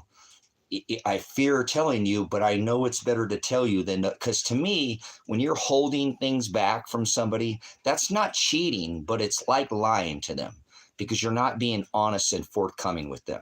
So if you can't tell your partner who you're, you know, what it is that's on your mind and with fear, and you're going to hold back, that is going to manifest as something even bigger. That's where a problem can grow into something much larger. If, you know, that's why in the beginning, I always tell them, look, I want you to be able to come to me, and I don't care what it is, and talk to me. I don't care how bad it is. You know, honey, I don't feel it for you anymore. Well, what is it? Wow. Damn, girl. What's up? You know, well, see, and then I have something to build off. You know what I'm saying? So I'm a blunt person, obviously, but that's the way I am when I meet somebody. I'd rather put it all out there. Oh, don't show all your cards. What do you mean? I want to sit there and make it a flipping game? No, it's not a game to me. This isn't a game. It's a relationship. It takes work. It shouldn't be that damn hard, but relationships do take work. They can happen organically if you allow that from the beginning, you know what I'm saying? And are up front and forthcoming with them. So if you feel like you can't talk to your partner, you're going to go talk to your girlfriend and she's going to say, leave that motherfucker. Oh, apologize. Oh. But whatever, that's your girlfriend is not going to normally give you the best advice. Neither is your family too. That, you know what I'm saying? Definitely do not go to family for advice, guys. They are the worst. Your family loves you.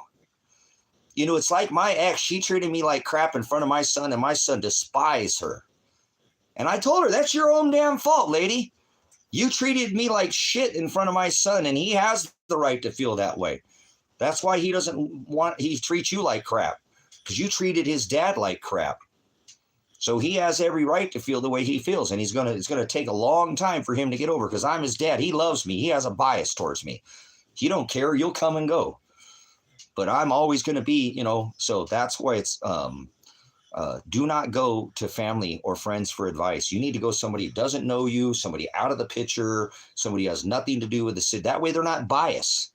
So that's another huge mistake that people make in a relationship. When there's something wrong, they go talk to their family. and try to get advice. And your family loves you. They don't want to see you hurt. You know what I'm saying? So they're not going to give you the best, most solid, unbiased. They have quite the bias because they love you.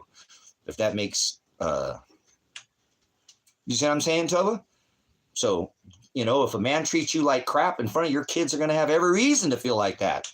So don't go asking your kids, even though they might be the only person to talk to. Find somebody who doesn't know you at all, and then sit down and explain them the situation. I bet you get a whole different kind of, Dr. Philia or whatever relationship advice. So that's another thing before I go, guys. If you have an issue with somebody, don't go to your friends and your family. They will not give you the best advice. They love you. They care about you. That's called bias. You need to go to somebody who doesn't know anything about the situation, can look back at both situations and make an educated decision.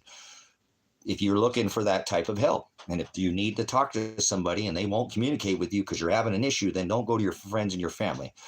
And I know a lot of people make mistakes by that. And then they feel obligated because the family knows. And now you just brought all your bullshit drama and your family knows, and they're always going to think about him or her just like that because they have a bias. So stay away from that. Girlfriends with girlfriends, don't ask your girlfriend for relationship advice. Don't do that. Maybe grandma. Great grandma might give you some, but she's old school and she don't care. But I miss my grandma. I used to go to my grandma. She's the only person in my whole family that I go to advice for. But I knew she wouldn't be like that because she was old school. She would tell me like it is. She'd actually go to her when I knew I didn't want to hear. She's going to tell me what I didn't want to hear. And that was the best advice when I went to grandma. If I didn't have any, because she didn't care. She just was old school like that. She just did not care. She didn't have that, but she had old values and old morals, and her traditions were different. And most of the time she would tell me what I needed to hear, not what I wanted to hear. And that's what other people do. They'll tell you what you need to hear, not what you want to hear. That's what your family will do to you. They'll tell you what you want to hear. That's not good advice, brother, sister. So communication is key. Like I said, you should be able to, when you're with somebody, tell them anything. And I don't care how horrible it was. You should have been talking to them sooner. But if something happens, you should be able to sit them down and say, honey, I need to sit down and talk to you. This is huge. This is weighing on my mind. And I feel like if I held this back, it wouldn't be cheating on you, but I wouldn't be forthcoming and honest with you. That's being dishonest. So that's how I've done it. But look at me. I'm a single guy. You don't see I don't have a woman on each arm. Remember, I can't handle one of you, so I don't want two of you. Do the juggling act. But just take this as with a grain of salt, everything I told you, okay? Because I'm not Dr. Phil, and I'm not asking you to lay down in the bed and try to sit down in my couch and let me write this down and I'll tell you something. But I think that's solid, guys. Like I said, a little bit Tova, because I know you've struggled a little bit. So this kind of directed a little bit more towards you, Tova, not directly, but using my mistakes in past and whatnot. Remember, I've said this before. If you really would just back off for a little bit, Tova, and let Father bring that to you, you'll know, it'll feel right. And let Father equally yoke you with the right man. Equally yoke you. You haven't been equally yoked. I can tell already. You need to work on yourself a little bit. Okay. And it doesn't matter how attractive or unattractive you are. Remember, there is going to be a man that thinks you are his queen of his castle. And I'm not talking somebody put you on a pedestal, because that's not right either. Dude, don't do that, brothers, sisters. Don't put somebody on a pedestal, because then you're going to expect them to keep that standard up. Keep them down with you as an equal. Keep them down. Don't put somebody above you. That is an ego with your own, having an issue with your own self. When somebody lifts me up and tries to make me higher than my mom, you say, oh, you're my favorite son. I hated that. Don't call me your favorite son. My dad had 3 boys, and he treated us all the same, differently, but all of us as equals. And we weren't. We were all very different. But don't lift somebody up and put somebody on a pedestal, your man or your woman, because that makes that to where they got to keep a standard that they can't constantly walking on eggshells. I don't want to feel like that. I want to feel comfortable who I'm with and who I am. And I don't, oh my God, I got to be something I'm not. Oh, he's the greatest thing since life. When a woman says that to me, she ain't gonna be around. As I say, you're making this bigger than it is. Too good to be true is what I call it. You're making me too good to be true, and now you're gonna have. I don't want to try to keep up this standard that you have me above you. I'm not above you. We are equally yoked under this covenant. You're not above me. I'm not above you. So that's what I would do, Tova, as far as, I'm saying, let Father bring it to you. If you really think about it, if you are patient, love is kind, it is meek, it is not boast. The Father will give, he is charitable. He will give you the right man, or just accept the fact that you might be single the rest of your life. If you want somebody to dip your well or whatever, that's not going to be a problem, I'm sure. Ladies don't have a problem with that. Guy, I never had a problem if I wanted to be with somebody, going and finding somebody, but I don't do that. It's not my thing. That's possible. You just, like guy needs to get his wick wet or whatever. But I don't want to do that. I'd rather, like I said, never be with anybody ever again and just be single. So if you would let it come to you this next time, don't rush it. Love is patient. Love is patient. He's crafting the perfect man for you. Who knows who it is? It could be any man. You don't know. But he's not ready for you yet. That's why he's not in your life. Father's timing is perfect. He doesn't make mistakes. Okay? And vice versa. You're not ready. You're not ready, Tova. And he's not ready. But when you're both ready, he will put you together. You know what I'm saying? It will feel right. It'll be built off of Father. If your man will not read the book of Deuteronomy and the book of Corinthians with you, these are the marriage laws, the Old Testament Torah, and under this New Covenant, Paul wrote of the binding of marriage. You need to kick that man to the curb. Build your relationship not on sinking sand. Build your relationship off the word. He is the tie that binds two people together. He is absolutely the tie. Remember, no matter the distance, no matter the time of that gap, you can be separated for years. It wouldn't matter. She would be so faithful to me. I would be so faithful to her. I could see the woman with the biggest rack and the perfect body, whatever. That's I don't want that. I don't want perfect. I want you to get in there and help me build a house. Be willing to get in there and clean the chicken coop with me. Get your hands dirty. I need that kind of woman. I don't need some prissy. I'm not with some prissy 10 little tote, Louis Vuitton bag and that's not me. Now that might be some guys, they want that supermodel. I don't want no supermodel. That's ugly to me. Plus, she has to put her face on to look like that. Like I said, I don't want to go to bed at 2 with the 10 and wake up at 10 with the 2. So be who you are. That's the best thing you can do. And if you be patient with Father, tell yourself, I might not be with anybody ever again. And you got to figure out how to be happy. Be whole. If you got problems with you, you're just going to make the person you're with unhappy. You know what I'm saying? Unhappy. If you got crap going on and you drag that into a relationship, that's narcissism. Figure out what it is to get yourself whole so that when you're with somebody, they add to who you are. They don't complete you. That way, it hurts, but hey, Father did this. Hey, Father doesn't make mistakes. Obviously, if you love something and you let it go, if it's meant to be, it'll come back together. There's no distance or time that will keep two people apart. That he's the tie that binds. And they're not going to cheat on you because they need time. I don't like that. Or I need time for myself. All right, go. Here's enough rope to hang yourself. Goodbye. I'll be here on the other end of the rope. But if you go too far, you're going to fall off the edge. The earth is flat. I know, because every time everybody leaves town, they never come back. Get it? No. So, but if that makes, any kind of sense, so I'm not some Dr. Phil, but as a pastor, and we are, to yoke with an equally yoked person, don't yoke with people who aren't equally yoked with you. That should be quite obvious. Equally yoked. So Father's crafting that perfect man for you. And he's not ready yet, or he'd be in your life right now. Same thing with me. There is a woman. I don't know who she is, where she is, and it may not ever happen.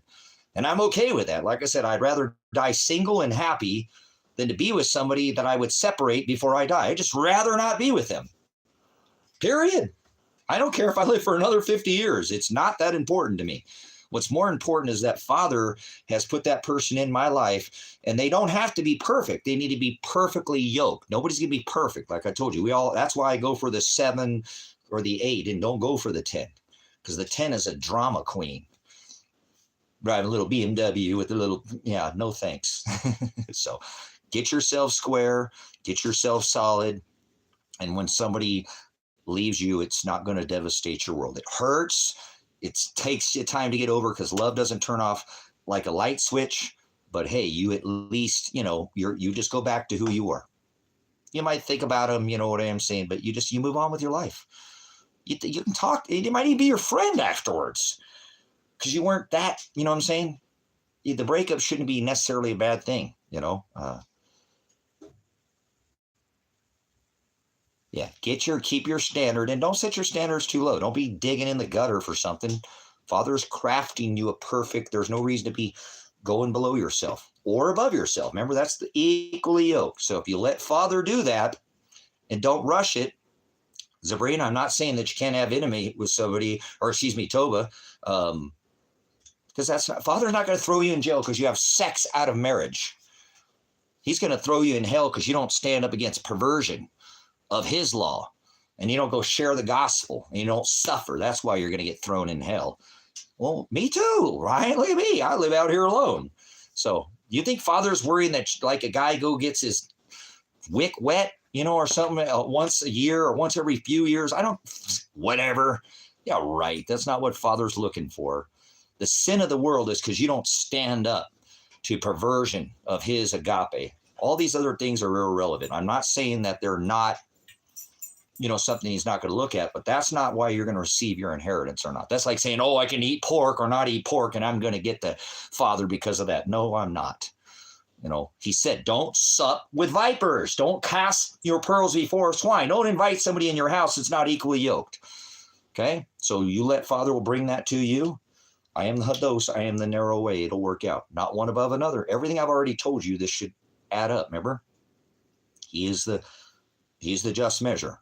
That way, like I said, when you bind with that person, it's going to feel completely right and it'll work. And if it doesn't, then you let it go. And that's what it is. Your heart hurts. You might have feelings from them, but you might even still be able to have a conversation with them. It's like I speak with my ex and I didn't have any issues like that, but I didn't have no bad breakups like that. I mean, we had some pretty crazy break, but not like that. Not like that. It's like, there's the door. Nice to see you. So that's what you want. You want somebody when you break up with them that, hey, you can still probably be friends. I'm not saying friend with benefits. Get that out of your head. You know what I'm saying? But anyways, all right. Much agape, brother, sister. I'm going to have to run into town here, grab a few things for the end of the day here. I appreciate your time. I might try to come on here again. Appreciate your time. You guys have a good day. Pastor Revelation. Links are in the description. You want to support the ministry. Pastor Apocalypse. Whoa.